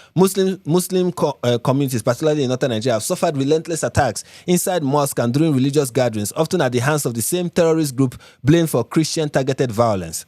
From 2013 to 2025, Boko Haram, ISWAP, and armed bandits have repeatedly targeted Muslim worshippers during sacred months of prayers. Below is a timeline of some of the most heinous incidents.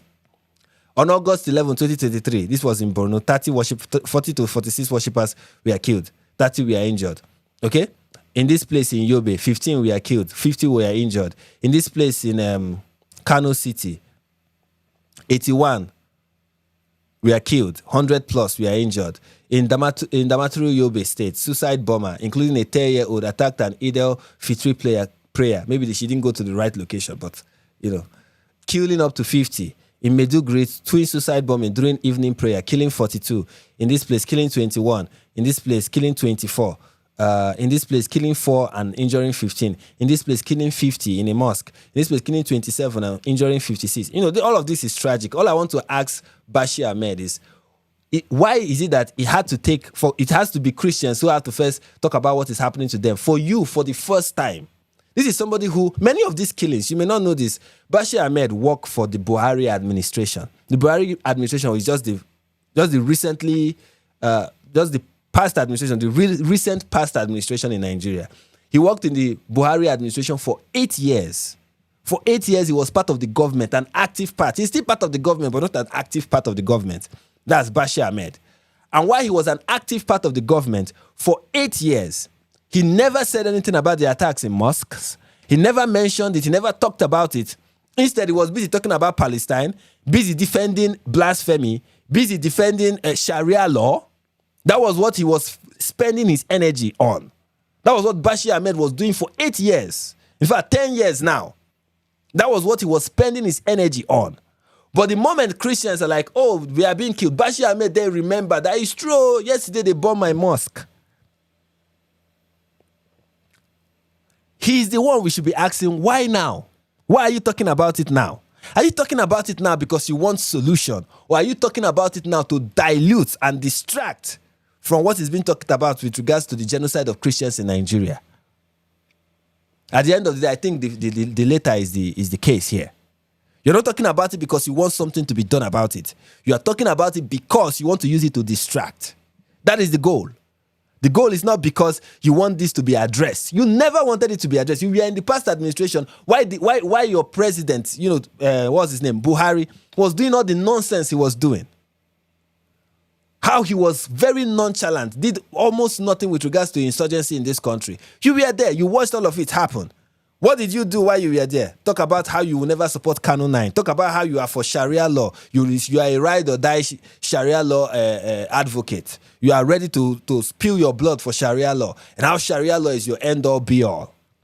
And how, Palestine and Gaza and how Israel is destroying Gaza. Those are the things you were. Those were your issues.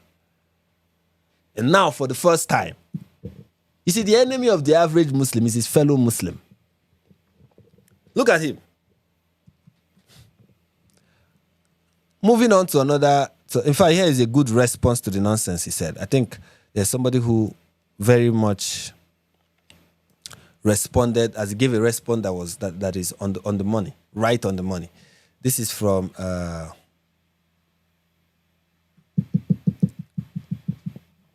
this person goes by our favorite online doctor. He said, so let's do a little bit of analysis here. Please kindly follow my thought process. What is very interesting in this post, now he's referring to Bashir Ahmed's post where he lists 17 mosques that were attacked. What is very interesting in this post here is that Bashir listed 17 mosque attacks in the last 12 years. Now, if you check, you will see that 11 attacks out of those 17 occurred while Bashir worked for the useless, inept, clueless Buhari. So in other words, this is Bashir with his own hands confirming that his own boss was an incompetent mannequin that watched Muslims get slaughtered like chickens in mosque. Yet Bashir never uttered a word about this 11 mosque attack while his boss was in power.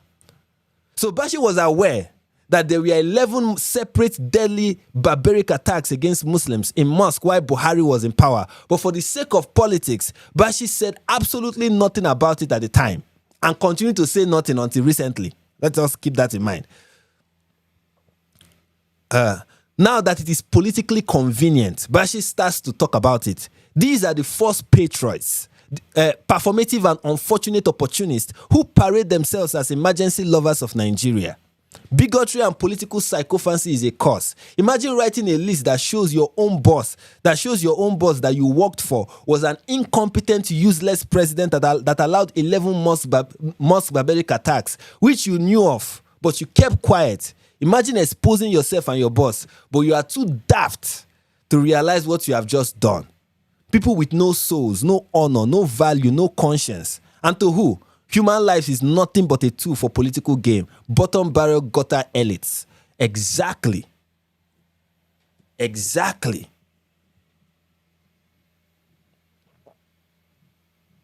Exactly.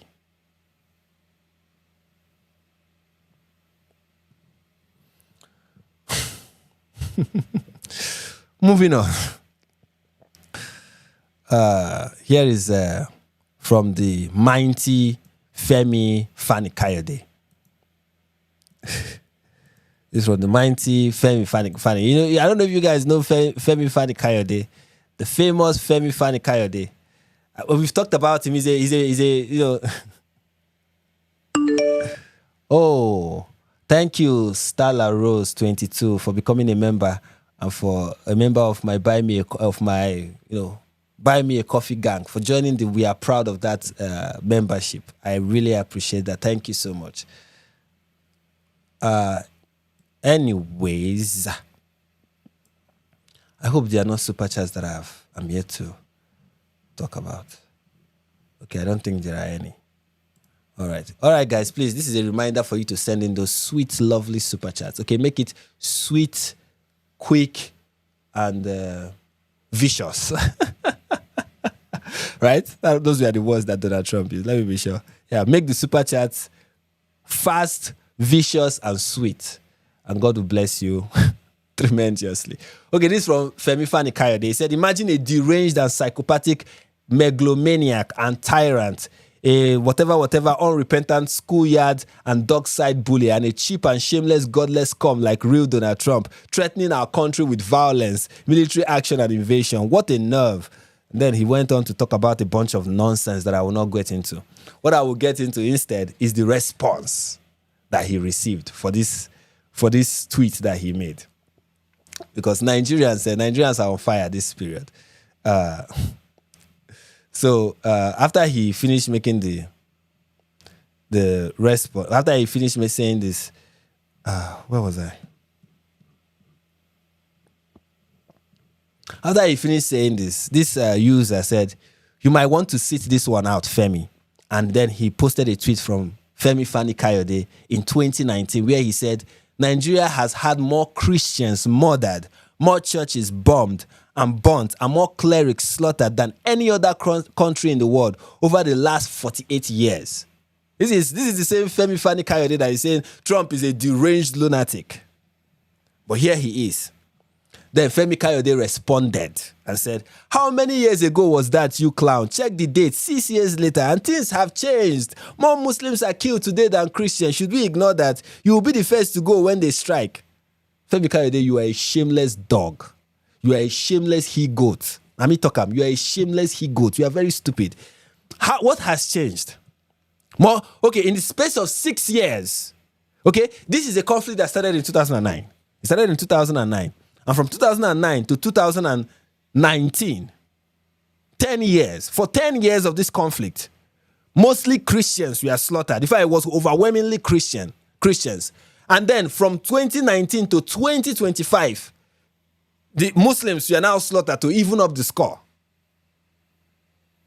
You are a mad fellow, my brother. You are a mad fellow. And here is another tweet from him. From 2nd of November, 2025. Okay, no, this is the one he just posted. Sorry. Somebody said, he responded as, I'm very angry to even understand what is being said. The person mocked Fani Kayode by saying, and give us this day our daily bread.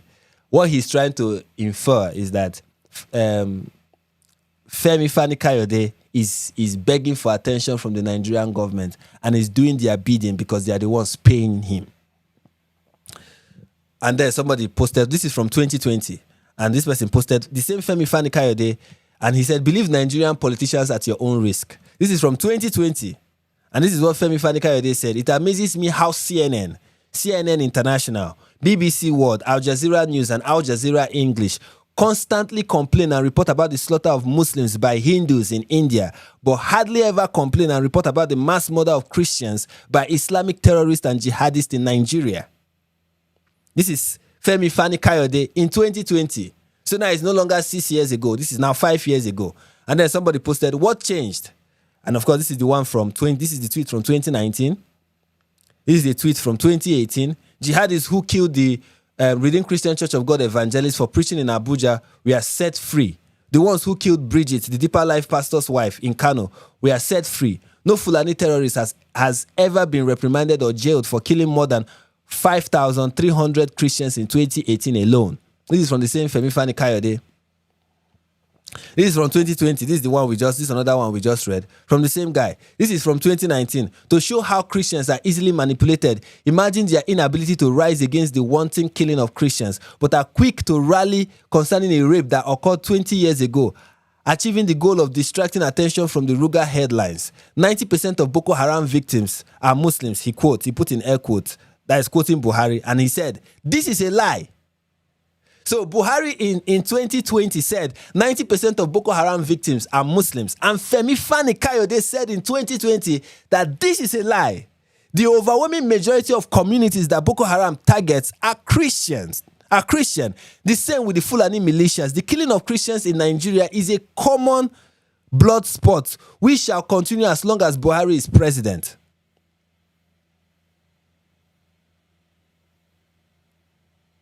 So back then in 2020, people we are coming up with this narrative that Boko Haram is killing Muslims. And Femi Fani-Kayode back then in 2020 was saying that they are lying. But 5 years later, things have changed. Shameless politicians. Shameless politicians. Now that we have seen Femi Fani-Kayode, here is another tweet that somebody posted from Femi Fani-Kayode. This was what he said in 2020 when he was expecting Trump to win in 2020, and he said Trump is coming. This was in 2020. Femi Fani-Kayode was happy with Trump coming to Nigeria, coming and intervening in Nigeria. He was okay with it. In fact, he was declaring it in 2020. Trump is coming. This was right after Nigeria was designated a country of particular concern by Donald Trump in his first administration, because the first designation happened on the 7th of December, and this tweet was from the 11th of December. And this is the same Femi Fani-Kayode declaring that Trump is coming, Hosanna. Right? But now, Trump is a psychopath, is a bully. He's an idiot. He doesn't know what he's talking about. Sycophants, all of them, sycophants. That's what we have in this country. Then we have Kwankwaso, the former president of Kano State. Remember not genocide. Remember all the blasphemy cases that we talked about. You see that most of them came from Kano. And here is the shameless former governor of Kano State, chiming in and talking, saying, I have noticed with increasing concern the heightened pronouncement on Nigeria by President Donald Trump. This follows his designation of Nigeria as a country of particular concern. It is important to emphasize that our country is a sovereign nation whose people face different threats from outlaws across the country. The insecurity we face does not distinguish based on religion, ethnic, or political beliefs. The United States should assist the Nigerian authorities with better cutting-edge technology to tackle this problem. Yes, they should give you more cutting-edge technology so you can hand it over to Boko Haram, rather than posing a threat that will rather further polarize our country. Beautiful. The Nigerian government should also consider appointing special envoys from its distinguished diplomats to engage the Nigerian government should also consider appointing special envoys from its distinguished diplomats to engage the American government. Additionally, it is necessary to appoint permanent ambassadors to represent Nigeria's interests in the international stage. To my fellow countrymen, this is an important moment where we should emphasize unity of belonging over division. God bless Nigeria. All of a sudden, all of you are all for unity. Shameless people. And in fact, it wasn't even Nigerians that we are calling him out. It was Oyibo people, white men, Americans that we are calling out Kwankwaso, exposing him for the fraud that he is.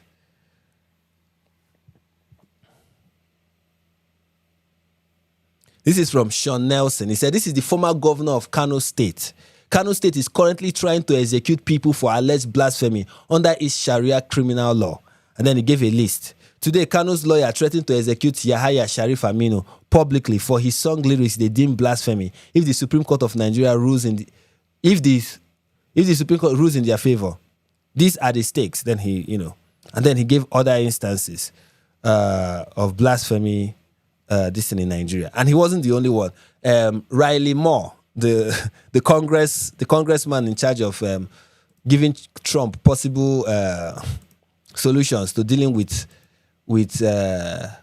Nigeria, now that Nigeria has been designated a country of particular concern, also exposed Kwankwaso.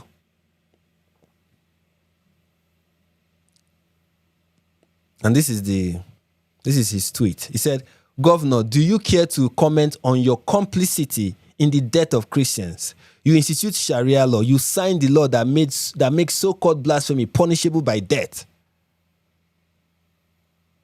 And here is the headline. Kano introduces full Sharia law by Benali Phillips in Lagos. Kano, northern Nigeria's most populous state, is due to bring Islamic legal code into effect from Sunday. Sharia was formally launched in Nigeria in June at a rally. The governor of Kano, Rabiu Kwankwaso, has been under tremendous pressure to follow the example of several other northern Nigerian states in introducing a complete Sharia code.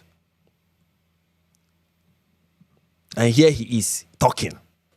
You think that the people that are monitoring, this is one thing some of these Nigerian leaders don't know, that the US that is chiming in on this know what is happening. They don't know that he's not the United States and the United States Congress that you will gaslight. They are not people you will lie to. They know a lot about this country than so many average Nigerians. In fact, even I did not know that that Kwankwaso was the governor that signed that signed a full Sharia law in Kano State. I did not know that. But Riley Moore knew that. These are people you want to go and lie to. The only people that are going to listen to these lies that you are spewing is BBC, CNN, and Al Jazeera. Any other person with good sense know that you people are lying. You have been exposed to the world as liars. And then, of course, you have the Yoruba Union, shameless tribalistic people who do not care about any other group except for their own. Of course, they are going to deny whatever is being said because it is not happening. It's not happening except for Kwara and the one attack in Ondo State. It is not happening in Lagos, so everything is fine. Yoruba Union condemns Trump's threat. Libya, Somalia, and others are in ruin. Nigeria won't go that path. Nigeria does not need the United States to go that path. If in case you've not noticed, we're already on that trajectory. And I can see that you didn't mention Sudan because the trajectory of Sudan that's the trajectory this country is on. But politics, this nonsense tribal politics that you people love to play in this country will not allow you people to remove your head from your behind and face the reality. Then I'm not even interested in reading the nonsense that they have to say. Then we have the Sharia Supreme Council. The Sharia Supreme Council have also released a statement. Yeah, every organization in this country is like, let's release our own statement. It's a statement release competition. Trump's threat. Sharia Supreme Council asked Tinubu government to cut diplomatic ties with the United States. Please, I dare Tinubu to do it. I dare him to cut diplomatic ties with the United States. I dare you, Tinubu. Tinubu, the greedy Tinubu that is released, that last year received almost $1 billion in aid from the United States. I dare you, Tinubu, to cut diplomatic ties with the United States. Do it. You people think this is South Africa you are dealing with.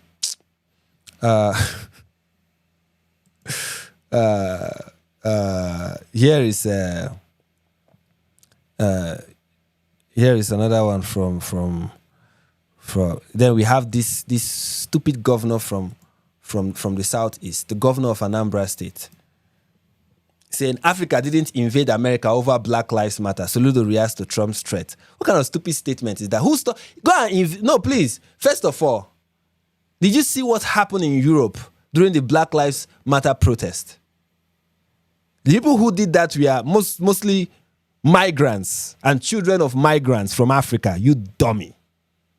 They were the ones that were busy pulling down statues in the United Kingdom during the Black Lives Matter protest that, swept across most of the Western countries.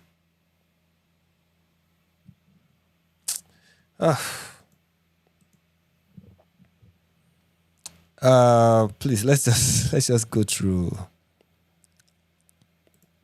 Then we have there are many other statements like that. I want to see where I can bring this to an end. You know what?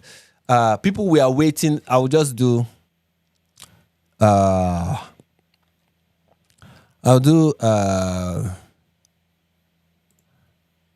do Peter Obi's statement. That's the opposition party, and then I'll do this one. But before that, I want to go to the statement from Sheikh Gumi. Sheikh Gumi is a. Let me just show you the statement from Sheikh Gumi, and then I'll tell you who this person is. I'll give you his portfolio. Sheikh Gumi said that Tinubu should summon the U.S. ambassador and sever diplomatic ties, and that Tinubu should also sever diplomatic ties with the United States. That's what he's suggesting. That's what Sheikh Gumi was suggesting to Tinubu. Very stupid suggestion. But of course, what do you expect from somebody who is tying his head like this? Can anything good come out of somebody that looks like this? Just so you know who this person is. Here it is.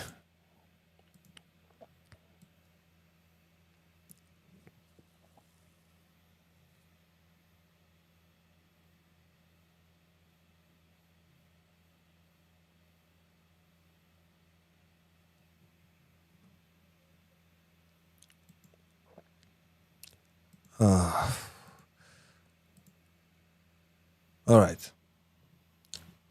This is Sheikh Gumi, and this is what he had to say about bandits or terrorists. That's the terrorists who were kidnapping people and attacking villages in southern Kaduna, in Plateau State, in Benue State. He said, allow bandits to guard our forests for peace to reign, Sheikh Gumi says. So what he's saying is that instead of fighting the terrorists, make them guardians of the forest in Nigeria.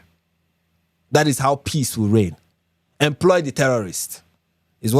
That was his grand suggestion. That's the way for peace to reign. This is Sheikh Gumi. This is another one from Sheikh Gumi. I mean, the guy has said a lot of interesting things. Just to giving you some highlight.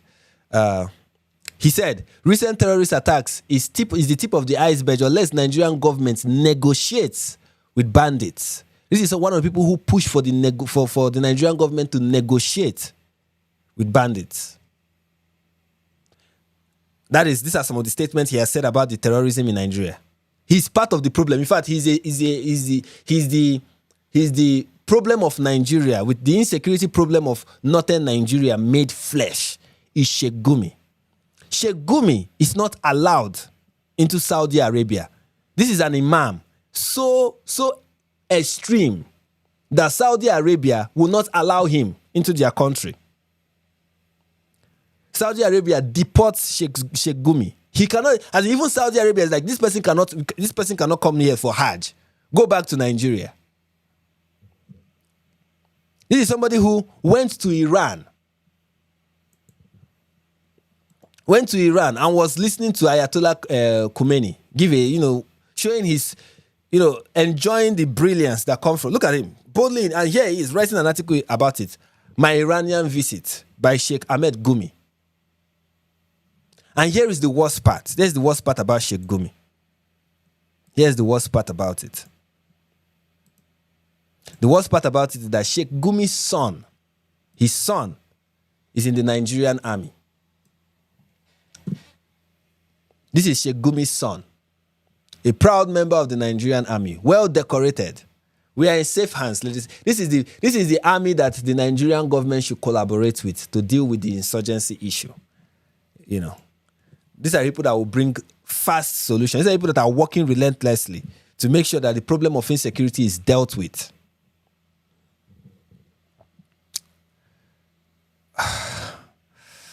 Now let's go to Peter Obi's statement.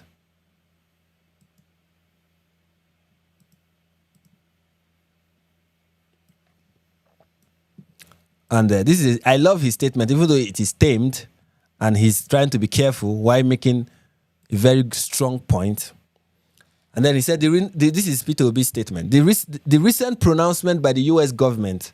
Now, for those who don't know who Peter Obi is, Peter Obi is the former governor of Anambra State, and he was the presidential candidate of Labour Party in 2023.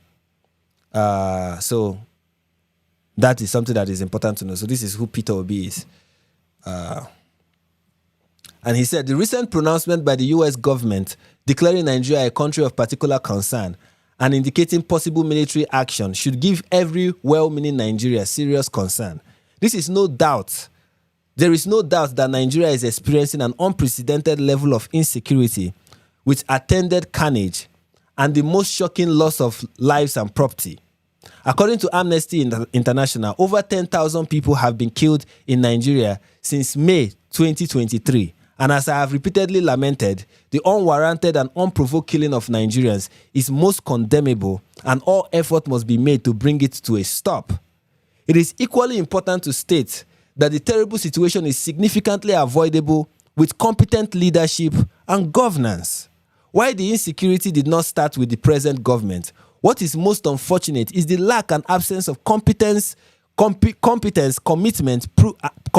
prudent use of resources, patriotism, and passion on the part of the APC-led government / leaders to effectively galvanize, and lead Nigeria where no one is unwarrantedly oppressed and killed, a nation where peace, truth, and justice reign. As democracies, Nigeria and the US have long been strategic partners committed to regional peace and security. Their relationship should not falter. The present situation calls for constructive diplomatic and any other plausible engagement by both nations aimed at addressing the prevailing and disturbing security concern. But countries must work in concert and expeditiously towards that purpose. Of course, this is big grammar, but the point he's saying is that this is the problem of the current administration. The reason why we are here is because the current administration has done nothing to solve this. They lack competence, they lack commitment, they lack the prudent use of resources, they lack patriotism, and they lack passion to deal with the problem. And everything he said is true. 100% true. And as you can see, he's not even denying that. I love this statement because Peter Obi did not deny. He did not affirm or deny that there is a genocide of Christians in Nigeria. He did not affirm or deny that there is persecution of Christians in Nigeria. He recognized that there is a problem, recognized that this is cause for serious concern, and he's saying, if the government can do something about this, this will be avoidable, which is the statement any reasonable Nigerian should be making, and most are making. But those who are bootlickers, licking the boot of the current administration, are busy parading themselves shamelessly on social media, talking nonsense. I will end with this tweet from the president of El Salvador. That's Nayib Bukele. And this is what he said. And this is what I will end with. Almost every government in the world is 10 times to 1,000 times stronger than all its criminals combined. The reason they don't end crime is because they are colluded with it, or because they benefit from it. You pick the reason. And this was said in 2023, and I agree. The reason why the Nigerian government is not dealing with the problem of insecurity and the persecution of Christians in Nigeria, the reason is either because they are colluding with, in fact, these 3 reasons. These are my 3 reasons. 1, is either they are colluding with the terrorists, or they are benefiting from their terrorist activities, or both. So it's either they are colluding with Islamic terrorists, or they are benefiting from Islamic terrorism, or they are both colluding with these terrorists and benefiting from them. That is the reason. And that is why I have no faith in the Nigerian government.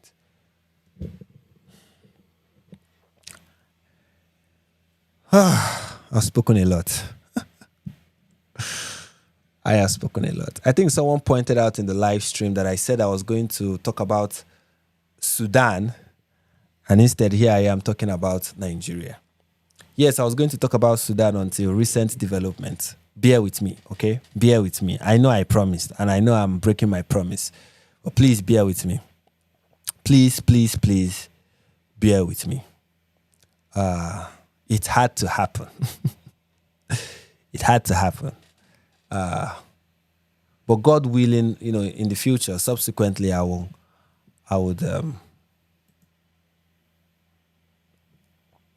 have time to talk about it. How do I wrap this up?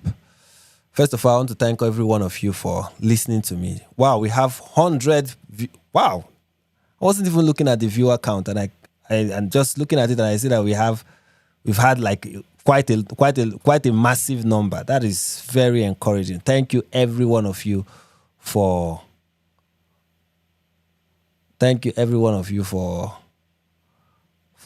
tuning in and watching me rant. This has been an amazing experience. I am very grateful. I'm very grateful to every one of you. Very grateful to every one of you. Thank you all. Thank you all. Thank you all. Thank you all. It is my pleasure, 100%. All right, how do I wrap this up? I'll wrap this up by saying,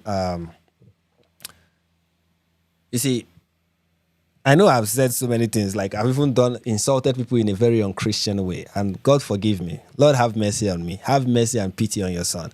But what I want to say at the end of the day is, there is no leader, there is no person we can put our trust in more than the Lord God himself. He's the only one that can keep us safe. I still believe that. My trust is not in the Nigerian government. My trust is also not in Donald Trump. As much as I appreciate what he's doing, and I'm happy to see what he's doing being done, and I hope it leads to something positive. But my trust, my faith is in the Lord Jesus Christ. My faith is in God. Because if he does not save us, Trump is wasting his time. If he does not save us, every one of us, we are wasting our time. The scripture says, unless the Lord watches over a city, the watchmen watch it in vain. Okay, let me share that scripture with us.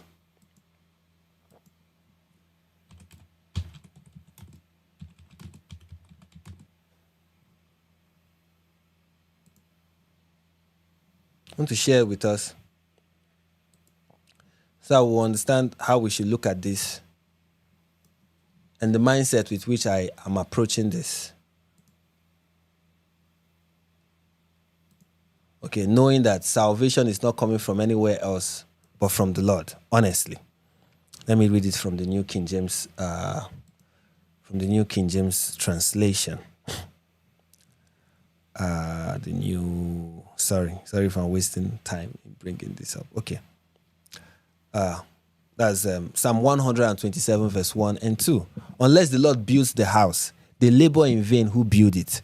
Unless the Lord guards the city, the watchmen stay awake in vain. It is in vain for you to rise up early, to sit up late, to eat the bread of sorrow, for so he gives his beloved sleep. You see, we can all labor and try to do everything by our own strength, but if the Lord is not for us, then it will not be successful. So I believe that our salvation is from above and that God will save his people. I believe that strongly, that God will save his people. God will save his people. And the first step towards that salvation was that in the fullness of time, he sent his son, Jesus Christ, to die on the cross, to die for your sin, to save you from your sin first, and save you from the judgment that is to come. Because there is a judgment that is to come. All this wickedness we just talk about, every one of those people, if they don't repent, there is a judgment that is to come. The only way to escape it, and we may say we are not as faulty as those people. We've not committed the kind of atrocities. We've not told the kind of lies that those people have told, but it doesn't matter, okay? Before God, all have sinned. And there is a judgment that awaits everyone that has sinned. And the only way to escape that judgment is through Jesus Christ. He's the only one who has atoned for our sins and made us right with God. If, like the scripture said, if anyone is in Christ, if you come to Christ today, you are a new creature. All things are passed away. All things have become new. God in Christ is reconciling you to himself. And that's what he wants to do. That is what is more important than everything that I have discussed. That is the truth. I know. In character, I'm still living up to it, trying to live up to it, and God is working in my life. But the truth is that the reason why I have good standing before God is not because of my own righteous deeds, but because of the righteousness of Christ Jesus. His righteousness is what speaks for me. On the day of judgment, what righteousness will speak for you? Is it the ones that you've wrought with your own hands, or the one that comes from above, the one that comes from Christ himself? That is what I offer to you today, righteousness that comes from God himself. And I want you to take this message serious. It's very important, as important, in fact, more important than everything that I've said. Yes, I'm saving the best for last. And I want you to go with this. You know, you've given me your time, you've given me your attention. Many of you have given me your money. If there's anything I can give to you in return, it is this. Salvation that comes through Christ Jesus, that gives you confidence in this world and in the world to come, that saves you, that no matter what is happening, you are rooted, you are grounded, you are firm. You know that, yes, you may not know tomorrow, but you know who holds tomorrow. And because of that, you are certain, you are confident. You can face whatever comes your way. And even if you lose your life in the end, you'll be together with your Lord and Savior. There is nothing more comforting. There is nothing more precious than this. And that is what I'm offering to you. Receive the Lord Jesus Christ today and be free from your sin. Receive the Lord Jesus Christ today and escape the judgment that is to come. Receive the Lord Jesus Christ today and have confidence to go through life. Receive the Lord Jesus Christ today and receive freedom, peace, the peace that passes all understanding, the peace that keeps you steady even when Fulani jihadists are setting your village on fire. I mean, you've seen the footage. You've seen that pastor that held service even while his church was destroyed. The confidence, that peace, that certainty, that thing that keeps you steady in spite of all of this is what we need in this world today. More than Trump's threats, more than the government finally doing something about the problem, which of course we want them to do. More than all of that, there is a government that can keep you steady when the storm is all around you. And that government is the kingdom of God, the kingdom of heaven. Allow it to come into your heart. Let God rule over your heart and mind. Accept Jesus today as your Lord and personal Savior and receive salvation. Thank you for listening. May God bless you, keep you, and bring you closer and closer to Him today and forever.